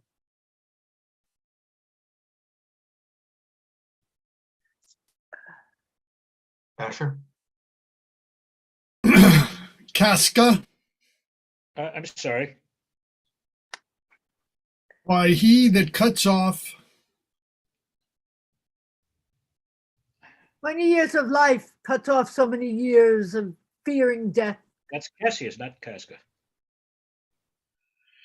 Somebody's lost out there. it's Casca in the folio, which is what we're using. Who's Casca? Where's Casca? Asher's Casca. Cassius. Yeah. So Brutus, So the line's been said. So let's go get ahead. going. Okay, grant that, and then is death a benefit? So are we Caesar's friends that have abridged his time of fearing death. Stoop, Romans, stoop, and let us bathe our hands in Caesar's blood up to the elbows and besmear our swords. Then walk we forth even to the marketplace and waving our red weapons over our heads, let's all cry peace, freedom, and liberty. Stoop them and wash. How many ages hence shall this our lofty scene be acted over in state unborn and accents yet unknown? How many times shall Caesar bleed and sport, that now on Pompey's basis lie along no worthier than the dust? So oft as that shall be, so oft shall the not of us be called the men that gave their country liberty. What shall we forth? Aye, every man away. Brutus shall lead, and we shall grace his fields with the most boldest and best hearts of Rome. Soft, who comes here? A friend of Antony's. Thus, Brutus, does somebody want to take this? Oh, all right, I'll read. Thus Brutus did my master bid me kneel.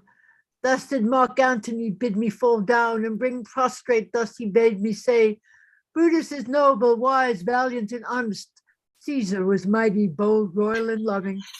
Say I love Brutus and I honor him. Say I feared Caesar, honored him, and loved him.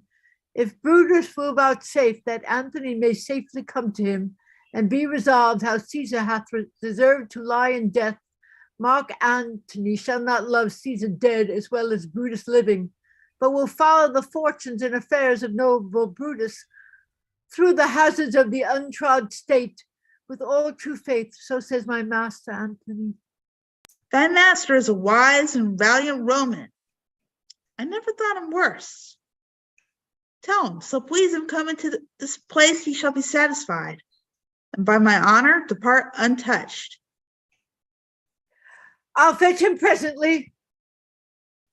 I know that we shall have him well to friend. I wish we may, but yet have I a mind that fears him much, and my misgiving still falls shrewdly to the purpose. Enter Antony. But here comes Antony. Welcome, Mark Antony.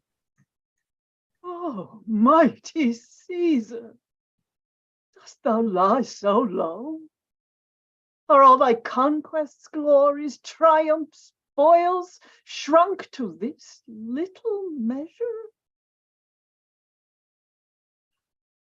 Fare thee well. I know not, gentlemen, what you intend. Who else must be let blood? Who else is rank?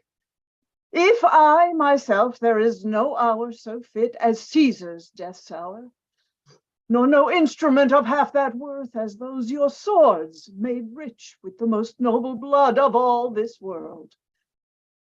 I do beseech ye, if you bear me hard, now, whilst your purpled hands do reek and smoke, fulfill your pleasure. Live 1,000 years, I shall not find myself so apt to die. No place will please me so, no mean of death as here by Caesar, and by you cut off, the choice and master spirits of this age. Oh, Antony, beg not your death of us, though now we must appear bloody and cruel, as by our hands, and this our present act you see we do. Yet see you but our hands, and this the bleeding business they have done. Our hearts you see not, they are pitiful, and pity to the general wrong of Rome. As fire drives out fire, so pity has done this deed on Caesar. For your part, to you, our swords have leaden points, Mark Antony, our arms and strength of malice, and our hearts of brother's temper do receive you in, with all kind love, good thoughts, and reverence. Your voice shall be as strong as any man's in the disposing of new dignities.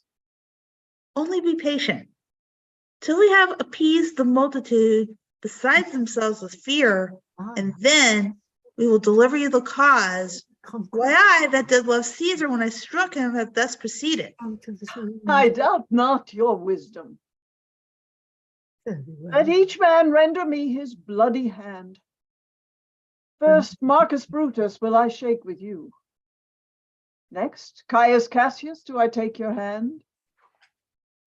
Now, Decius Brutus, yours. Now yours, Metellus. Yours, Cinna. And my valiant Casca, yours. Though last, not least in love, yours, good Trebonius. Gentlemen all. Alas, what shall I say? My credit now stands on such slippery ground that one of two bad ways you must conceit me, either a coward or a flatterer. That I did love thee, Caesar, oh, 'tis true. If then thy spirit look upon us now, shall it not grieve thee dearer than thy death to see thy Antony making his peace, shaking the bloody fingers of thy foes? Most noble, in the presence of thy corpse, had I as many eyes as thou hast wounds, weeping as fast as they stream forth thy blood, it would become me better than to close in terms of friendships with thine enemies. Pardon me, Julius. Here wast thou bade, brave heart, here didst thou fall, and here thy hunters stand, signed in thy spoil and crimsoned in thy lethe. O world, thou wast the forest to this heart, and this indeed, O world, the heart of thee. How like a deer stroken by many princes dost thou here lie. Mark Antony. Pardon me, Caius Cassius. The enemies of Caesar shall say this, then, in a friend, it is cold modesty. I blame you not for praising Caesar so, But what compact mean you to have with us? Will you be pricked in number of our friends, or shall we on and not depend on you? Therefore I took your hands, but was indeed swayed from the point by looking down on Caesar. Friends am I with you all, and love you all, upon this hope, that you shall give me reasons why and wherein Caesar was dangerous. Or else were this a savage spectacle. Our reasons are so full of good regard that were you, Antony, the son of Caesar, you should be satisfied. That's all I seek, and am moreover suitor, that I may produce his body to the marketplace, and in the pulpit, as becomes a friend, speak in the order of his funeral. You shall, Mark Antony. Brutus, a word with you. You know not what you do. Do not consent that Antony speak in his funeral. Know you how much the people may be moved by that which he will utter? By your pardon, I will myself into the pulpit first, and show the reason of our Caesar's death. When Antony shall speak, I will protest he speaks by leave and by permission, and that we are contented Caesar shall have all true rights and lawful ceremonies. It shall advantage more than do us wrong. I know not what may fall. I like it not. Mark Antony, here, take you Caesar's body. You shall not in your funeral speech blame us, but speak all good you can devise of Caesar, and say you do it by our permission. Else shall you not have any hand at all about his funeral. And you shall speak in the same pulpit whereto I am going after my speech is ended. Be it so. I desire no more. Prepare the body then and follow us. Exit. Oh, pardon me, thou bleeding piece of earth, that I am meek and gentle with these butchers. Thou art the ruins of the noblest man that ever lived in the tide of times. Woe to the hand that shed this costly blood. Over thy wounds now do I prophesy, which like dumb mouths do ope their ruby lips to beg the voice and utterance of my tongue. A curse shall light upon the limbs of men. Domestic fury and fierce civil strife shall cumber all the parts of Italy. Blood and destruction shall be so in use, and dreadful objects so familiar, that mothers shall but smile when they behold their infants quartered with the hands of war. All pity, choked with custom of fell deeds, and Caesar's spirit ranging for revenge, with Ate by his side, come hot from hell, shall in these confines, with our monarch's voice, cry havoc, and let slip the dogs of war. That this foul deed shall smell above the earth, with carrion men groaning for burial. Enter Octavio's servant. You serve Octavius Caesar, do you not? I do, Mark Antony. Caesar did write for him to come to Rome. He did receive his letters and is coming, and bid me say to you by word of mouth, "Oh, Caesar!" Thy heart is big. Get thee apart and weep. Passion I see is catching from mine eyes. Seeing those beads of sorrow stand in thine, began to water. Is thy master coming? He lies tonight within 7 leagues of Rome. Post back with speed, and tell him what has chanced. Here is a mourning Rome, a dangerous Rome, no Rome of safety for Octavius yet. High hands and tell him so. Yet stay a while. Thou shalt not back till I have borne this corpse into the marketplace. There shall I try in my oration how the people take the cruel issue of these bloody men. According to the wish, thou shalt discourse to young Octavius the state of things. Lend me your hand.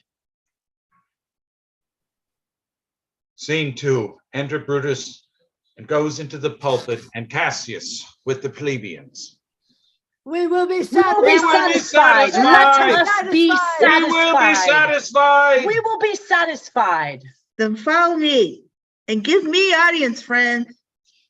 Cassius, go you into the other street and part the numbers. Those that will hear me speak, let them stay here. Those that will follow Cassius, go with him.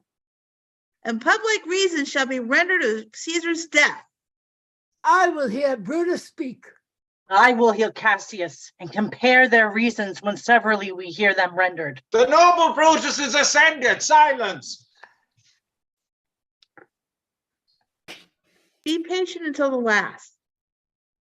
Romans, countrymen, and lovers, hear me for my cause, and be silent that you may hear. Believe me for mine honor, and have respect to mine honor that you may believe. Censure me in your wisdom, and awake your senses that you may be the better judge. If there be any in this assembly, any dear friend of Caesar's, to him I say that Brutus' love to Caesar was no less than his. If then that friend demand why Brutus rose against Caesar, this is my answer. Not that I loved Caesar less, but that I loved Rome more. Had you rather Caesar were living and die all slaves, than that Caesar were dead to live all free men? As Caesar loved me, I weep for him. As he was fortunate, I rejoice at it. As he was valiant, I honor him. But as he was ambitious, I slew him. There was tears for his love, joy for his fortune, honor for his valor, and death for his ambition. Who is here so base that would be a bondman? If any, speak, for him have I offended. Who is here so rude that would not be a Roman? If any, speak, for him have I offended. Who is here so vile that will not love his country? If any, speak, for him have I offended. I pause for a reply. None, Brutus. None, Brutus, None, none. Brutus, none. None. And none have I offended. I have done no more to Caesar than you shall do to Brutus. The question of his death is enrolled in the Capitol, his glory not extenuated wherein he was worthy, nor his offenses enforced for which he suffered death. Here comes his body, mourned by Mark Antony, who, though he had no hand in his death, shall receive the benefit of his dying, a place in the commonwealth, as which of you shall not.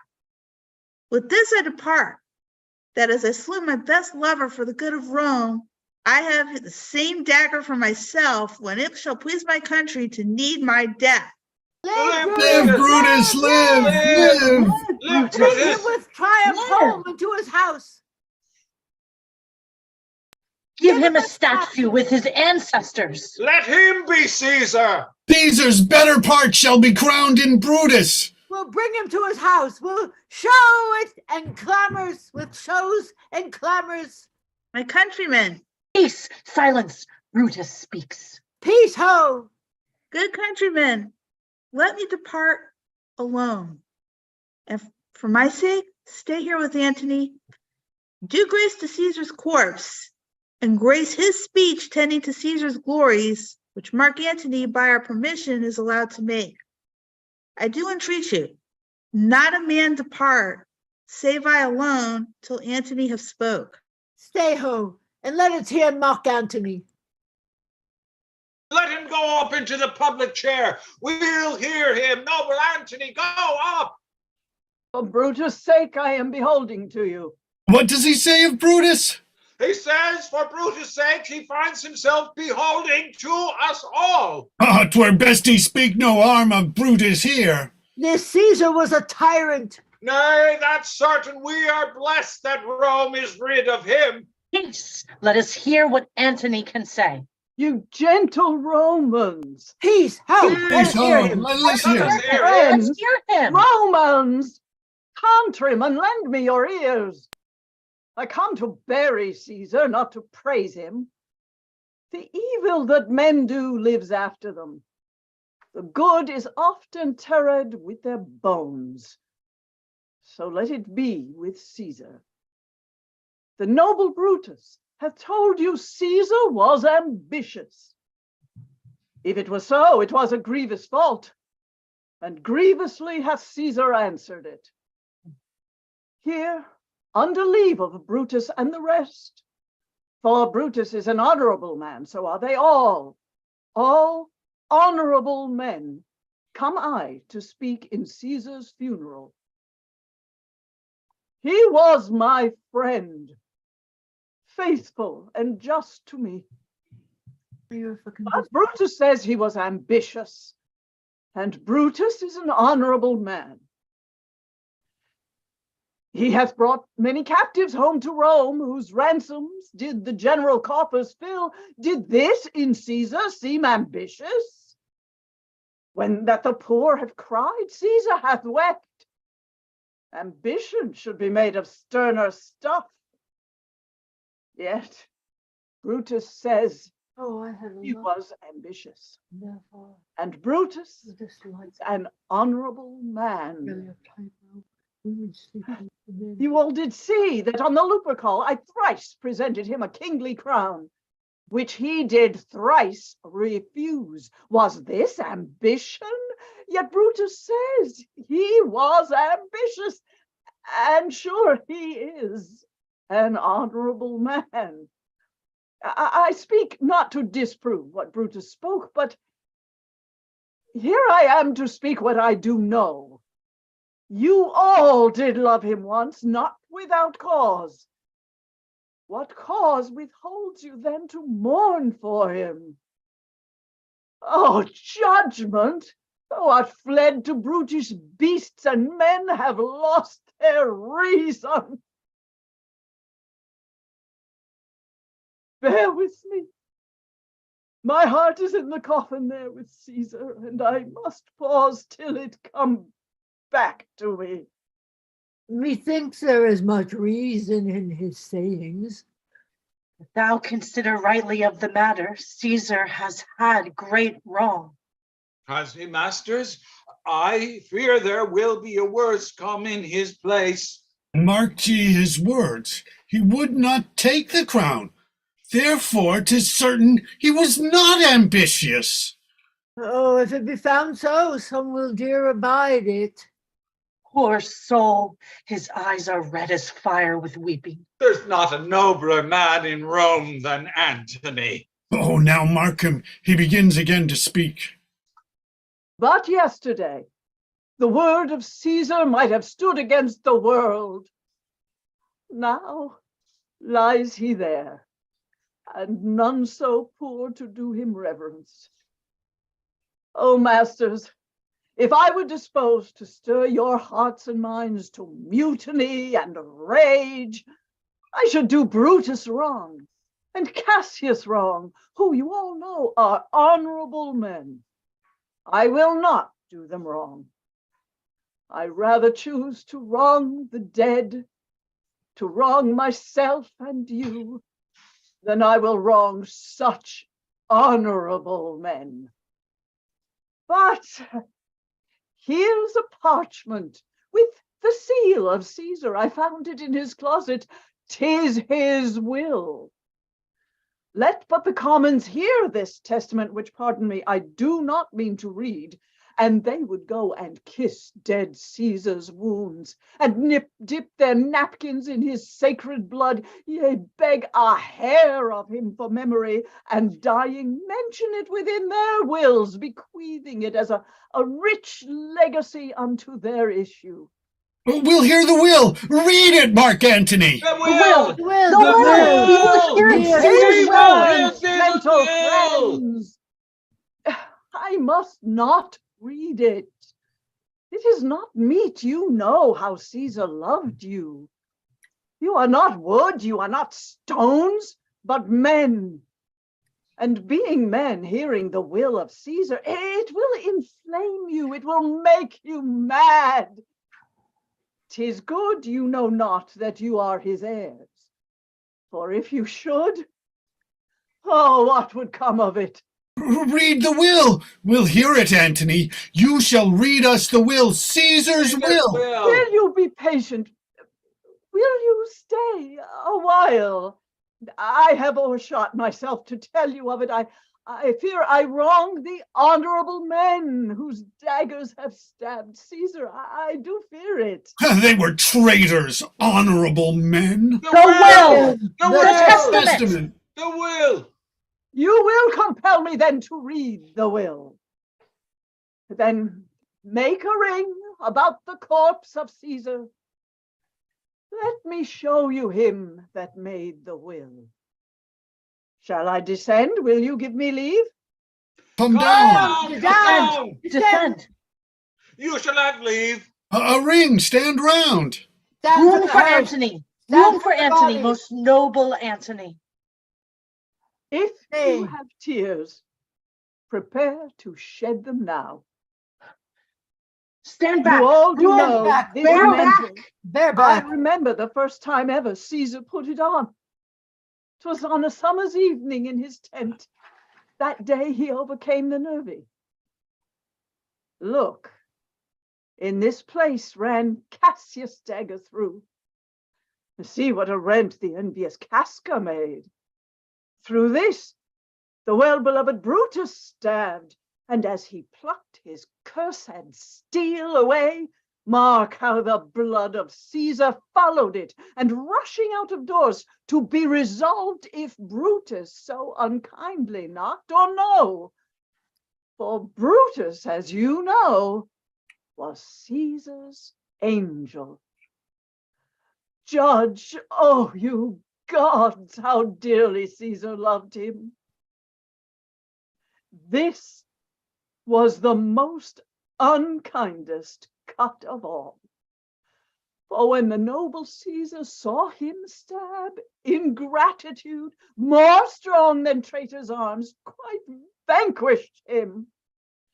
Then burst his mighty heart, and in his mantle, muffling up his face, even at the base of Pompey's statue, which all the while ran blood, great Caesar fell.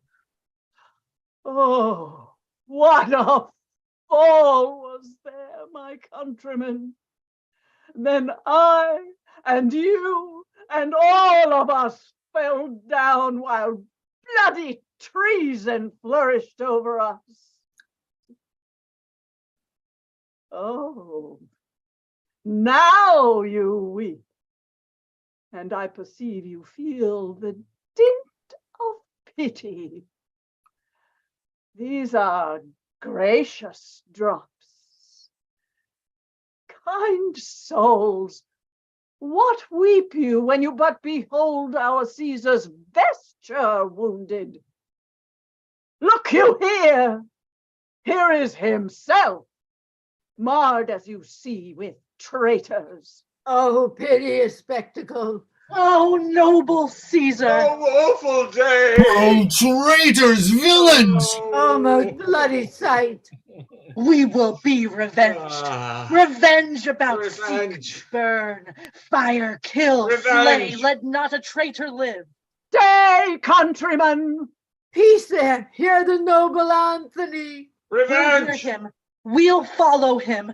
We'll die with him. Good Revenge. friends, sweet friends, let me not stir you up to such a sudden flood of mutiny. Revenge. They that have done this deed are honorable. What private griefs they have, alas, I know not what made them do that. They are wise, and honorable, and will no doubt with reasons answer you. I come not, friends, to steal away your heart. I am no orator as Brutus is.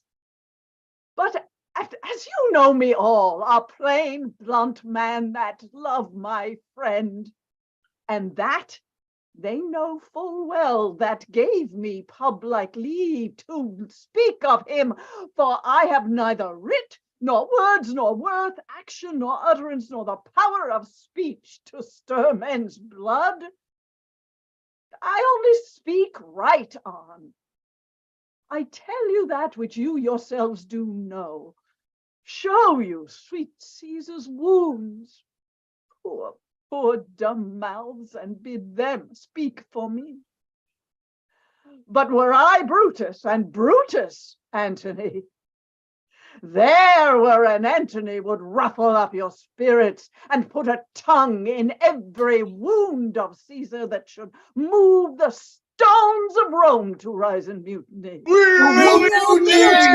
Mutiny! You hear me, Away then, come, seek the me. conspirators, seek the He's here! Here, conspirators. Antony! Most noble My Antony. friends, you go to do you know not what. Wherein hath Caesar thus deserved your loves? Alas, you know not. I must tell you then.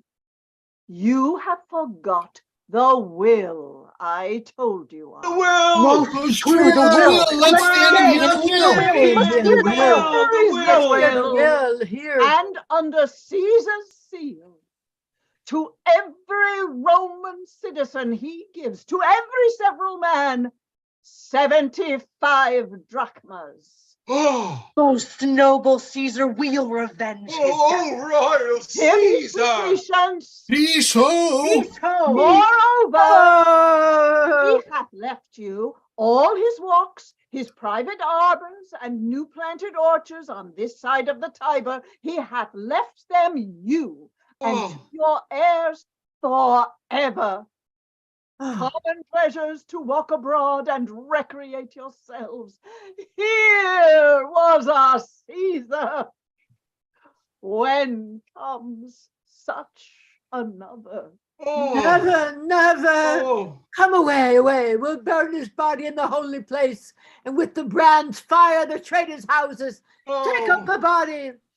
Fetch fire. Pluck down benches! Pluck down forms, windows, anything! Anything!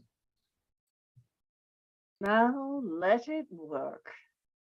Mischief, thou art afoot.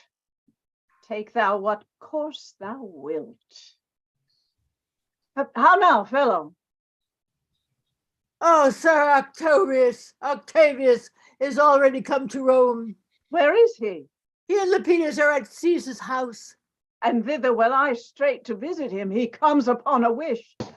Fortune is merry, and in this mood will give us anything. I hear him say Brutus and Cassius are rid like madmen through the gates of Rome. Belike they had some notice of the people, how I had moved them. Bring me to Octavius. Scene 3. Enters Cinna the poet, and after him the plebeians. I dreamt tonight that I did feast with Caesar, and things unluckily changed my fantasy. I had no will to wander forth of doors, yet something leads me forth. Someone play one. I was one before. Yeah, and Catherine, you're muted. What is your name? Whither are you going? Where do you dwell? Are you a married man or a bachelor? Answer every man directly. Aye, and briefly.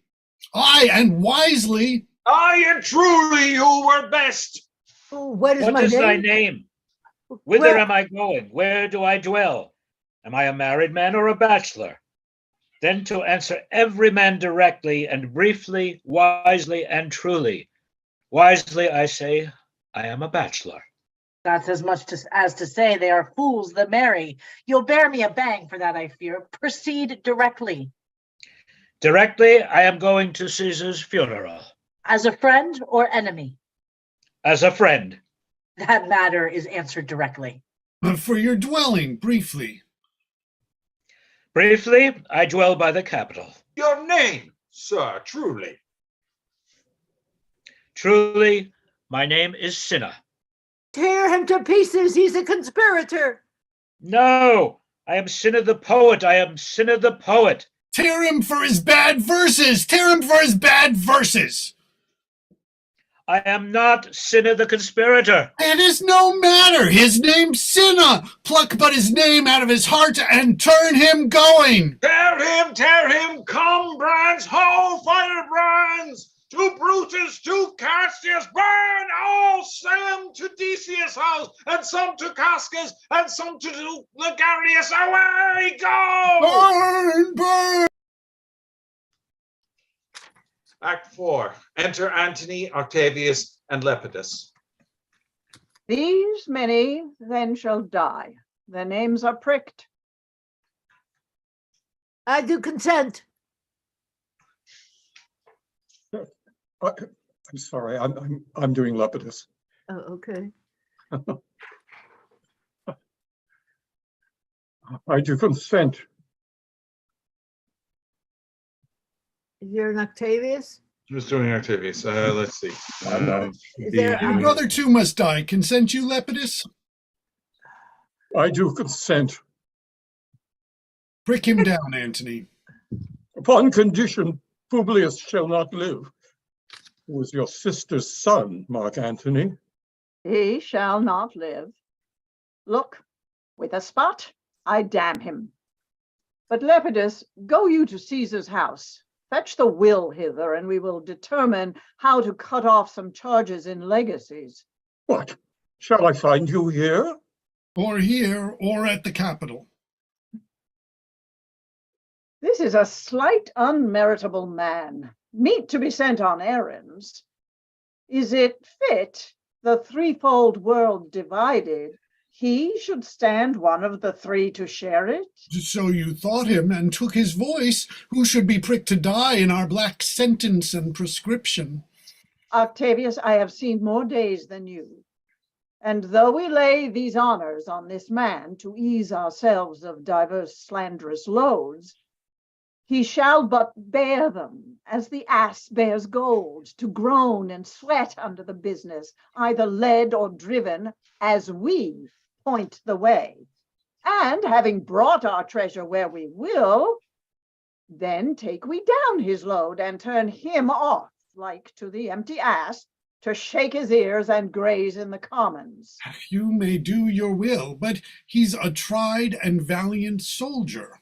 So is my horse, Octavius, and for that I do appoint him store of provender.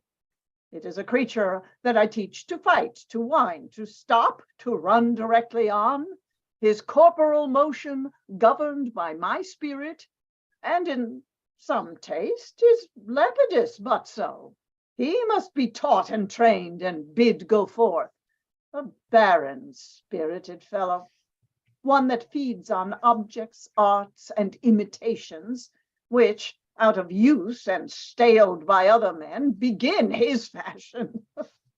Oh, do not talk of him but as a property. And now, Octavius, listen, great things. Brutus and Cassius are levying powers. We must straight make head, therefore let our alliance be combined, our best friends made, our means stretched, and let us presently go sit in council how covert matters may be best disclosed, and open perils surest answered. Let us do so, for we are at the stake and bayed about with many enemies, and some that smile have in their hearts, I fear, millions of mischiefs. Can we afford to take a break or not?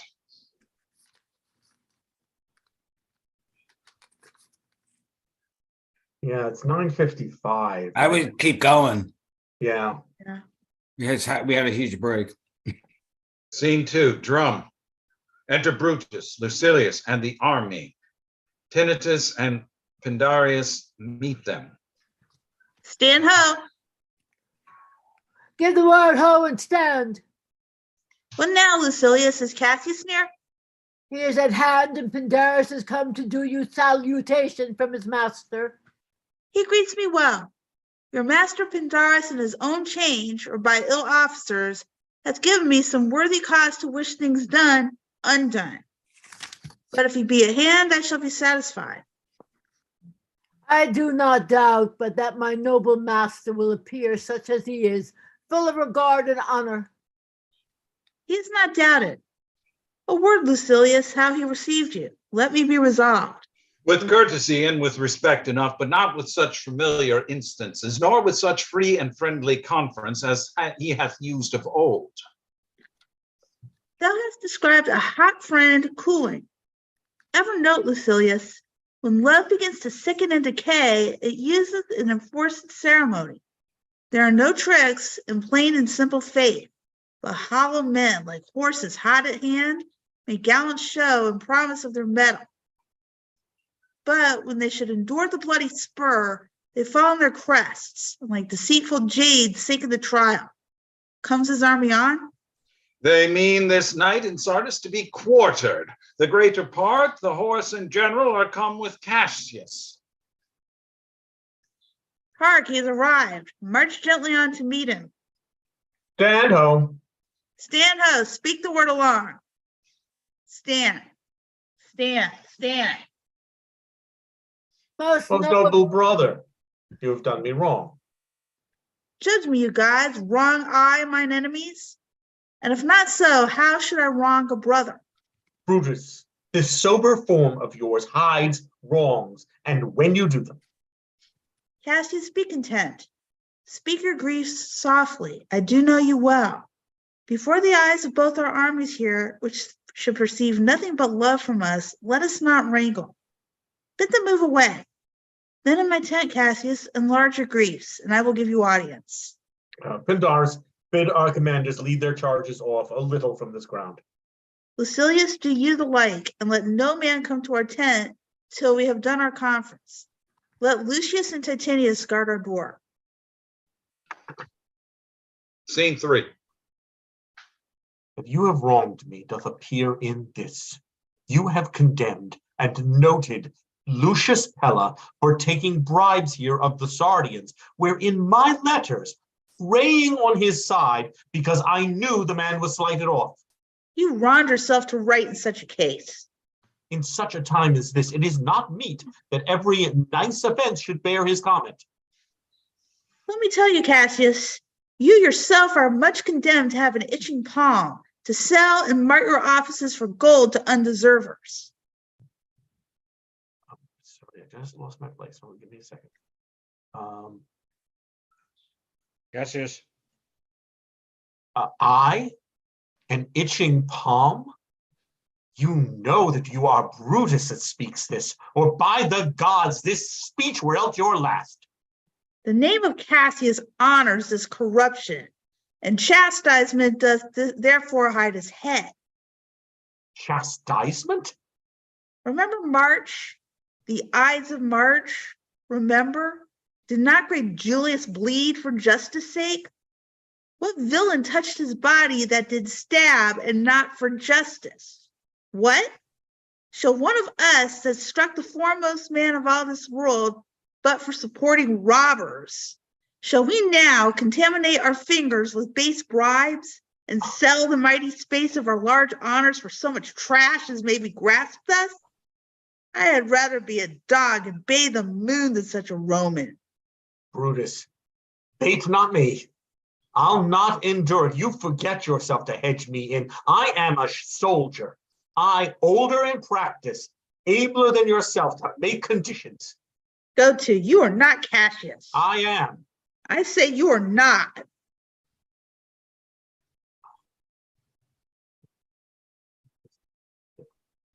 Hold on. Urge me no more. I shall forget myself. Have mind upon your health. Tempt me no farther. Away, slight man. Is possible? Hear me, for I will speak. Must I give way and room to your rash choler? Shall I be frighted when a madman stares? Oh, ye gods, ye gods! Must I stand all this? All this? Aye, more. Fret till your proud heart break. Go show your slaves how choleric you are, and make your bondmen tremble. Where? Must I boot? Must I observe you? Must I stand and crouch under your testy humor? By the gods, you shall digest the venom of your spleen, though it do split you. For from this day forth, I'll use you for my mirth, yea, for my laughter when you are waspish. Is it come to this? You say you are a better soldier. Let it appear so. Make your vaunting true, and it shall please me well. For mine own part, I shall be glad to learn of noble men. You wrong me every way. You wronged me, Brutus. I said an elder soldier, not a better. Did I say better? If you did, I care not. When Caesar lived, he durst not thus have moved me. Peace, peace. You durst not so have tempted him. I durst not? No, What, durst not tempt him? for your life you durst not. Do not presume too much upon my love. I may do that what I shall be sorry for. You have done that you should be sorry for. There is no terror, Cassius, in your threats. For I am armed so strong in honesty that they pass by me as the idle wind, which I respect not. I did send to you for certain sums of gold, which you denied me, for I can raise no money by vile means. By heaven, I had rather coin my heart and drop my blood for drachmas than to wring from the hard hands of peasants their vile trash by any indirection. I did send to you for gold to pay my legions, which you denied me. Was that done like Cassius? Should I have answered Caius Cassius so? When Marcus Brutus grows so covetous to locks his rascal counters from his friends, be ready, God, with all your thunderbolts, dash them to pieces. I denied you not. You did. I did not. He was but a fool that brought my answer back. Brutus hath rived my heart. A friend should bear his friend's infirmities, but Brutus makes mine greater than they are. I do not till you practice them on me. You love me not. I do not like your faults. A friendly eye could never see such faults. Flatterers would not, though they do appear as huge as high Olympus. Antony, come, young Antinous, come, revenge yourselves alone on Cassius, for Cassius is a weary of the world, hated by the one he loves, braved by his brother, checked like a bondman, all his faults observed, set in a notebook, learned and conned by rote to cast into my teeth. Oh, I could weep mine spirit from mine eyes. There is my dagger, and here my naked breast, within a heart dearer than Pluto's mine, richer than gold. That thou beest if thou beest a Roman, take it forth. I that denied thee gold will give my heart. Strike as thou didst at Caesar, for I know when thou didst hate him worth, thou lovest him better than ever thou lovest Cassius. Sheath your dagger. Be angry when you will, and shall have scope. Do what you will, dishonor shall be humor. Oh, Cassius, you are yoked with a lamb that carries anger as the flint bears fire, who much in force shows a hasty spark, and straight is cold again. Hath Cassius lived to be but mirth and laughter to his Brutus, when grief and blood ill-tempered vexeth him? When I spoke that, I was ill-tempered too. Dost thou confess so much? Give me your hand. And my heart too. Oh, Brutus, What's the matter? have you not love enough to bear with me when that rash humor which my mother gave me makes me forgetful? Yes, Cassius. And from henceforth, when you are over earnest with your Brutus, I'll think your mother chides and leave you so. Let me go in to see the generals. There is some grudge between them. 'Tis not meet they be alone. You shall not come to them. Nothing but death shall stay me. How now? What's the matter? For shame, you generals. What do you mean? Love and be friends as two such men should be. For I have seen more years, I'm sure, than ye. How vitally doth this cynic rhyme? Get you hence, Sarah. Saucy fellow, hence. Bear with him, Brutus, 'tis his fashion. I'll know his humor when he knows his time. What should the wars do with these jigging fools? Companion, hence. Away, away, be gone. Lucilius and Titanius, bid the commanders prepare to lodge their companies tonight. And come yourselves and bring Messala with you immediately to us. Lucius, a bowl of wine. I did not think you could have been so angry. Oh, Cassius, I'm sick of many griefs. Of your philosophy you make no use if you give place to accidental evils. No man bears sorrow better. Portia is dead. Huh? Portia? She is dead. How escaped I killing when I crossed you so? Oh, insupportable and touching loss. Upon what sickness? Impatient of my absence and grief, the young Octavius with Mark Antony have made themselves so strong. For with her death that tidings came. With this she fell distract, and her attendants absent swallowed fire. And died so. Even so. Oh, ye immortal gods. Speak no more of her. Give me a bowl of wine. In this I bury all unkindness, Cassius. My heart is thirsty for that noble pledge. Fill, Lucius, till the wine o'erswell the cup. I cannot drink too much of Brutus' love. Come in, Titanius. Welcome, good Messala. Now, sit we close about this taper here and call in question our necessities. Portia, art thou gone? No more, I pray you. Um, Messala, I have here received letters that young Octavius and Mark Antony come down upon us with a mighty power, bending their expedition toward Philippi. Myself have letters of the self-same tenor, With what addition? that by proscription and bills of outlawry, Octavius, Antony, and Lepidus have put to death 100 senators. Therein our letters do not well agree. Mine speak of 70 senators that died by their proscription, and Cicero being one. Cicero one? Cicero is dead, and by that order of prescription had you your letters from your wife, my lord? No, Messala. Nor nothing in your letters writ of her? Nothing, Messala. That methinks is strange. Why ask you? Hear you aught of her in yours? No, my lord. Now, as you are a Roman, tell me true. Then like a Roman, bear the truth I tell. For certain, she is dead, and by strange manner. Why, farewell, Portia. We must die, Messala. Was meditating that she must die once. Have the patience to endure now. Even so, great men, great losses should endure. I have as much of this in art as you, but yet my nature could not bear it so. Well, to our work alive. What do you think of marching to Philippi presently? I do not think it good. Your reason?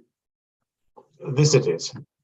'Tis better that the enemy seek us, so shall he waste his means, weary his soldiers, doing himself offense, while we, lying still, are full of rest, defense, and nimbleness. Good reasons must of force give place to better. The people twixt Philippi and this ground do stand but in a forced affection, for they have grudged us contribution. The enemy marching along by them shall make a fuller number up. Come on refreshed, new added, and encouraged. From which advantage shall we cut him off? If at Philippi we do face him there, these people at our back. But hear me, good brother. Under your pardon. You must note beside that we have tried the utmost of our friends. Our legions are brimful, our cause is right, the enemy increaseth every day, we at the height are ready to decline. There is a tide in the affairs of men which, taken at the flood, leads on to fortune. Omitted, all the voyage of their life is bound in shallows and in miseries. On such a full sea are we now afloat, and we must take the current when it serves, or lose our ventures. Then with your will, go on. We'll along ourselves and meet them at Philippi. The deep of night has crept upon our talk, and nature shall obey necessity, which we will nigger with a little rest. There's no more to say. No more. Good night. Early tomorrow will we rise and hint. Lucius, my gown. Farewell, good Messala. Good night, Titinius. Noble, noble Cassius, good night and good repose. Oh, my dear brother, this was an ill beginning of the night. Never comes such division between our souls. Let it not, Brutus. Everything is well. Good night, my lord. Good night, good brother. Good night, Lord Brutus. Good night, Farewell, Lord everyone. Brutus. Farewell, everyone. Give me the gown. Where is thy instrument? Here in the tent. What? Thou speakst drowsily? Poor knave, I could blame thee not. Thou art watched. Call Claudio and some other of my men. I'll have them sleep on cushions in my tent. Varus and Claudio. Both, my lord. I pray you, sirs, lie in my tent and sleep. It may be I shall raise you by and by on business to my brother Cassius. So please you, we will stand and watch your pleasure. I will not have it so. Lie down, good sirs. It may be I shall otherwise bethink me. Look, Lucius, here's the book I sought for so. I put it in the pocket of my gown. I was sure your lordship did not give it me. Bear with me, good boy. I am much forgetful. Canst thou hold up thy heavy eyes a while and touch thy instrument a strain or two? I, my lord, and please you. It does, my boy. I trouble thee too much, but thou art willing. It is my duty, sir. I should not urge thy duty past thy might, and no young bloods look for a time of rest. I have slept, my lord, already. All's well done. Now shalt sleep again. I will not hold thee long.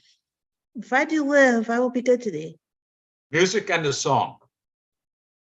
This is a sleepy tune. Oh, murderous slumber!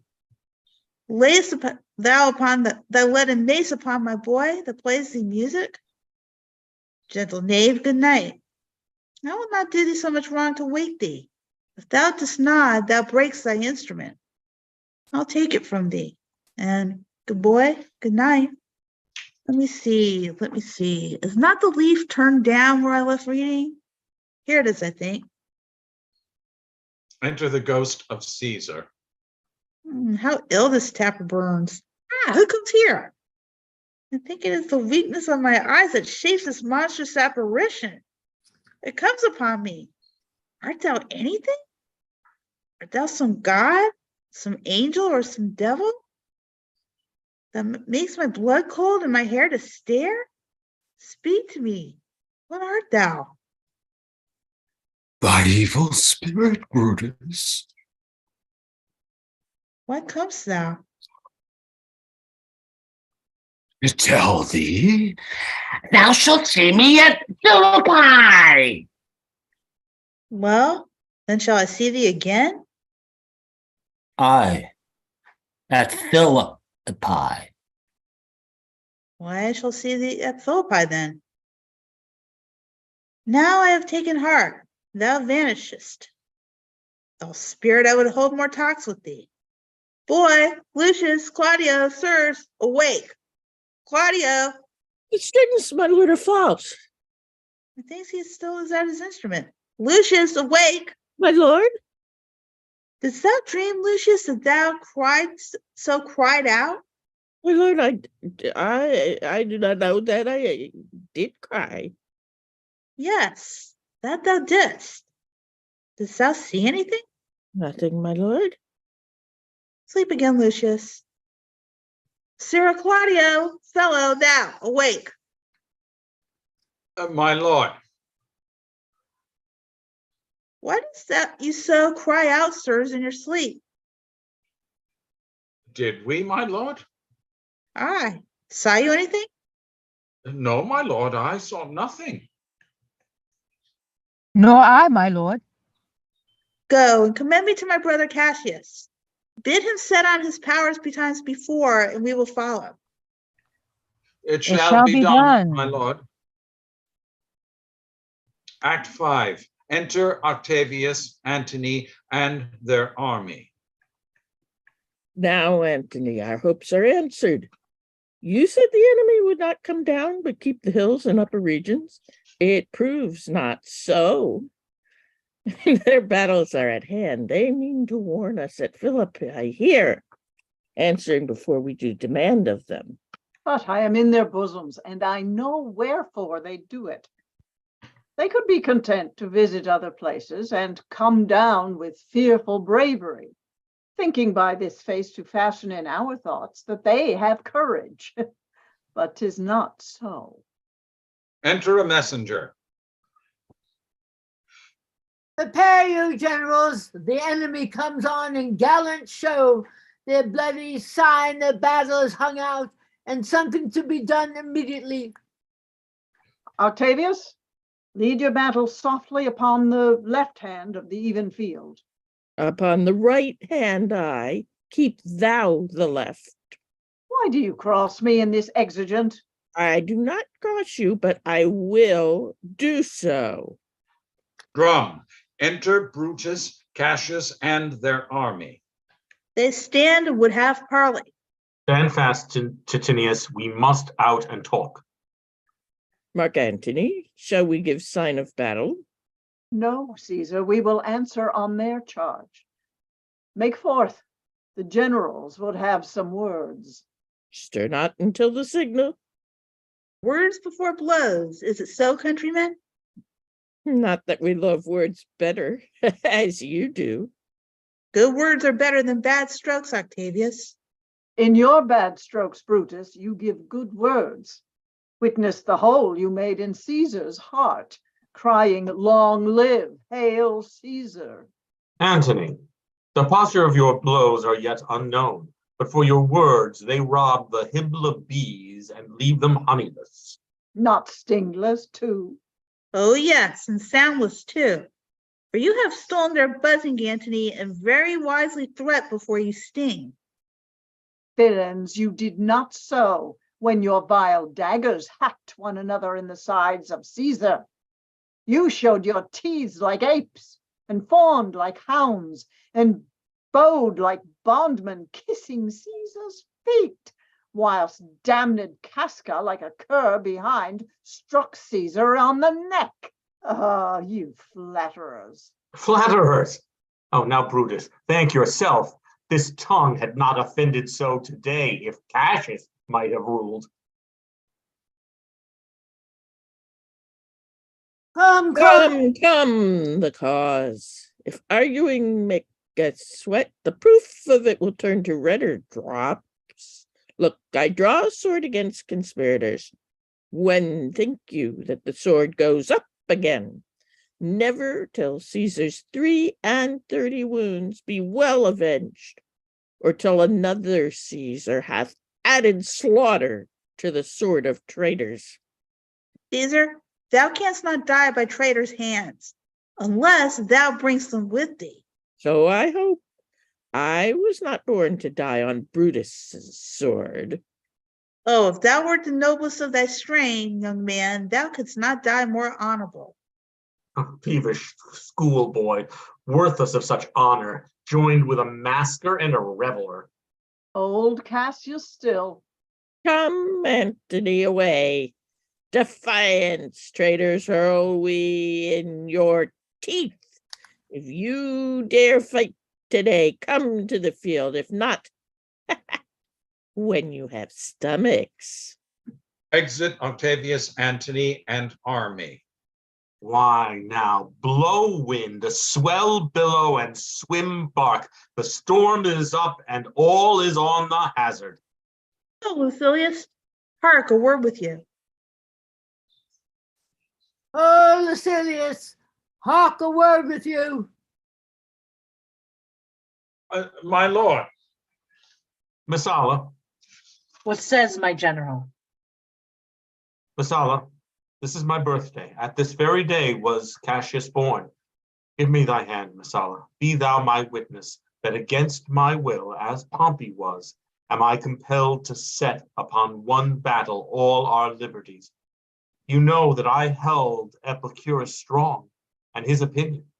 Now I change my mind and partly credit things that do presage coming from Sardis on our former ensign. 2 mighty eagles fell, and there they perched, gourding and feeding from our soldiers' hands, who to Philippi here consorted us.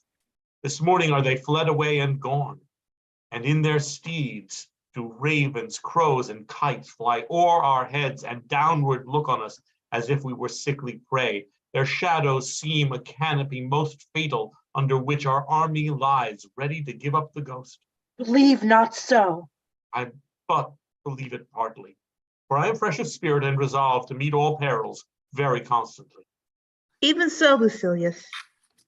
Now, most noble Brutus, the gods today stand friendly that we may, lovers in peace, lead on our days to age.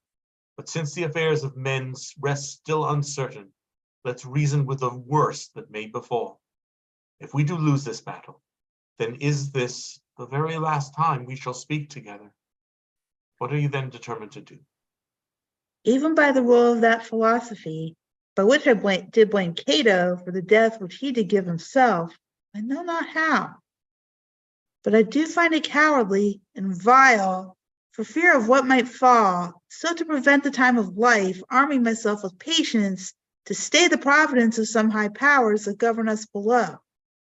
Then, if we lose this battle, you are contented to be led in triumph through the streets of Rome? No, Cassius, no. Think not, thou noble Roman, that ever Brutus will go bound to Rome. He bears too great a mind. But this same day must end that work, the Ides of March begun. And whether we shall meet again, I know not. Therefore, everlasting farewell take, forever and forever farewell, Cassius. If we do meet again, well, we shall smile. If not, well, then this parting was well made. Forever and forever. Farewell, Brutus. If we do meet again, we'll smile indeed. If not, 'tis true, this parting was well made. Why then lead on? Oh, that a man might know the end of this day's business ere it come. But it sufficeth that the day will end, and then the end is known. Come ho, away. Scene 2. Alarum, enter Brutus and Messala. Ride, Messala, ride, and give these bills unto the legions on the other side. Loud alarum. Let them set on at once, for I perceive but cold demeanor in Octavia's wing, and sudden push gives them the overthrow. Ride, Messala, let them all come down. Scene 3. Alarums, enter Cassius and Titinius. Oh, look, Titinius, look, the villains fly. Myself have to mine own turned enemy. This ensign here of mine was turning back. I slew the coward and did take it from him.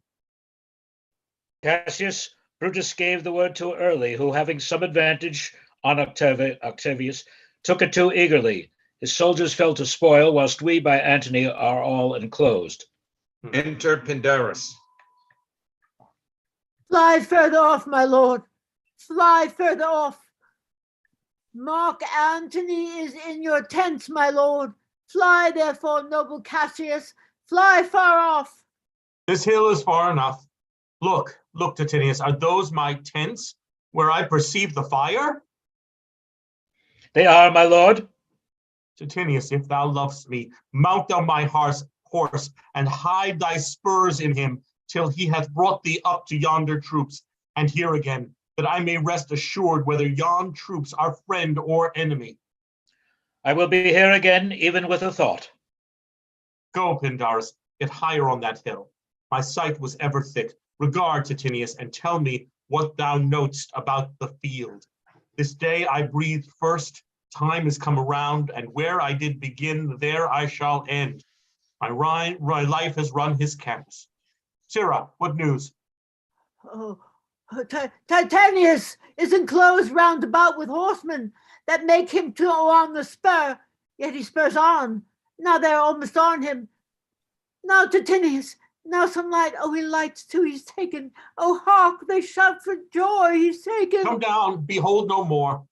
Oh, coward that I am, to live so long, to see my best friend ta'en before my face. Enter Pandarus. Come hither, Sirrah. In Parthia did I take thee prisoner, and then I swore saving of thy life, that whatsoever I did bid thee do, thou shouldst attempt it. Come now, keep thine oath.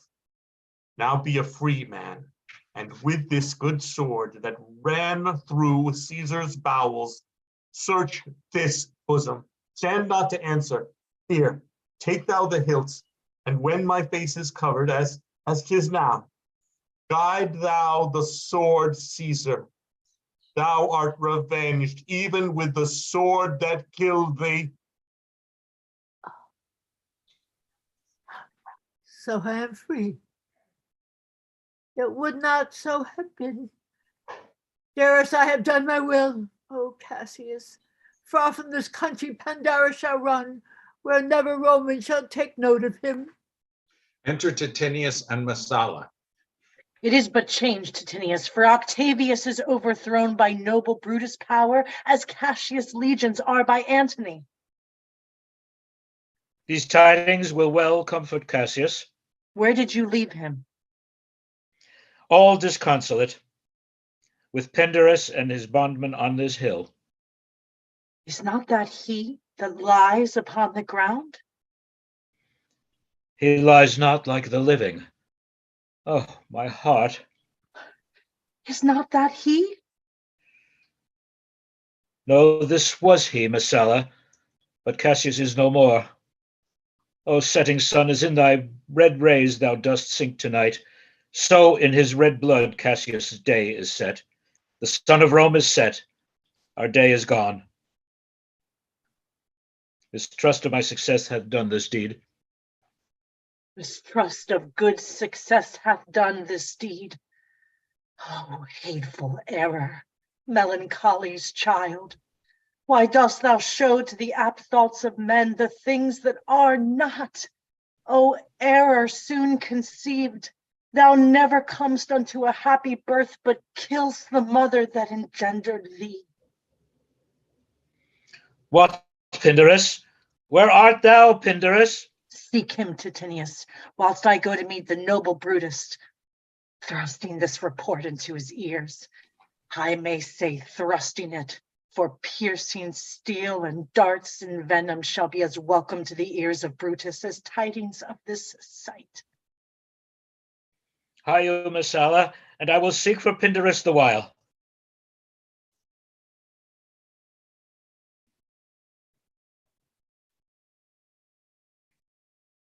Why didst thou send me forth, brave Cassius? Did I not meet thy friends? Did they not put on thy brows this wreath of victory and bid me give it thee? Didst thou not hear their shouts? Alas, thou hast misconstrued everything. But hold thee, take this garland on thy brow. Thy Brutus bid me give it thee, and I will do his bidding. Brutus comes apace, and see how I regarded Caius Cassius. By your leave, gods, this is a Roman's part. Come, Cassius' sword, and find Titinius' heart. Alarum. Enter Brutus, Messala, young Cato, Strato, Voluminus, and Lucilius. Where, Messala, doth his body lie?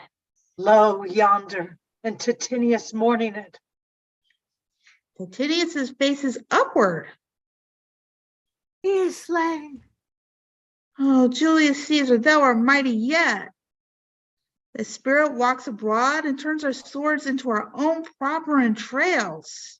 Brave Titinius, look where he had not crowned dead Cassius. Are yet 2 Romans living such as these? The last of all the Romans. Fare thee well. It is impossible that ever Rome should breed thy fellow. Friends, I owe more tears to this dead man that you shall see me pay. I shall find time, Cassius, I shall find time. Come, therefore, and to Tarsus send his body. His funeral shall not be in our camp, lest it discomfort us. Lucilius, come. And come, young Cato, let us to the field. Labio and Flavio set our battles on. 'Tis 3 o'clock, and Romans, yet ere night, we shall try fortune in a second fight. Scene 4, Alarum. Enter Brutus, Messala, Cato, Lucilius, and Flavius. Yet, countrymen, oh yet, hold up your heads. What bastard doth not? Who will go with me? I will proclaim my name about the field. I am the son of Marcus Cato. Oh, a foe to tyrants and my country's friend. I am the son of Marcus Cato. Ho! Enter soldiers and fight. And I am Brutus, Marcus Brutus. I, Brutus, my country's friend, know me for Brutus. O young and noble Cato, art thou down? Why now thou diest as bravely as Titinius, and mayest be honored being Cato's son.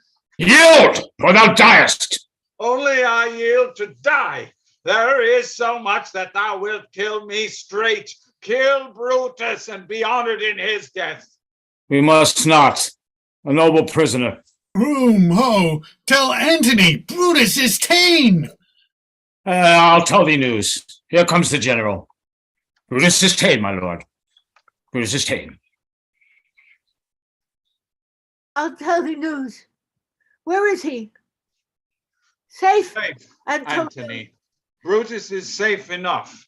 I dare assure thee that no enemy shall ever take alive the noble Brutus. The gods defend him from so great a shame. When you do find him, or alive or dead, he will be found like Brutus, like himself. This is not Brutus' friend, but I assure you, a prize no less in worth. Keep this man safe, give him all kindness. I had rather have such men my friends than enemies. Go on and see where Brutus be, alive or dead, and bring us word unto Octavius' tent, how everything is chanced. Scene 5. Enter Brutus, Dardanius, Cletus, Strato, and Voluminus. Come, poor remains of friends, rest on this rock. Julius showed the torchlight, but my lord, he came not back. He is ta'en or slain. Sit thee down, Quietus. Slaying is the word. It is a deed in fashion. Hark thee, Quietus.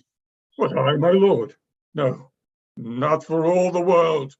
Peace then, no words. I'll rather kill myself. Hark thee, Dardanius. I do such a deed. Oh, Dardanius, Oh, Cletus, what ill request did Brutus make to thee? to kill him. Cletus, look, he meditates. Now is that noble vessel full of grief, and it runs over even at his eyes. Come hither, good Volumnius. What's the word? What says my lord? Why this, Volumnius? The ghost of Caesar hath appeared to me several times by night. At Sardis once, and this last night here in Philippi fields. I know my hour is come. Not so, my lord. Nay, I am sure it is, Volumnius. Thou seest the world, Volumnius, how it goes. Our enemies have beat us to the pit.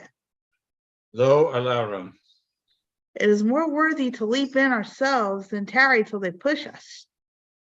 Good Volumnius, thou knowest that we two went to school together.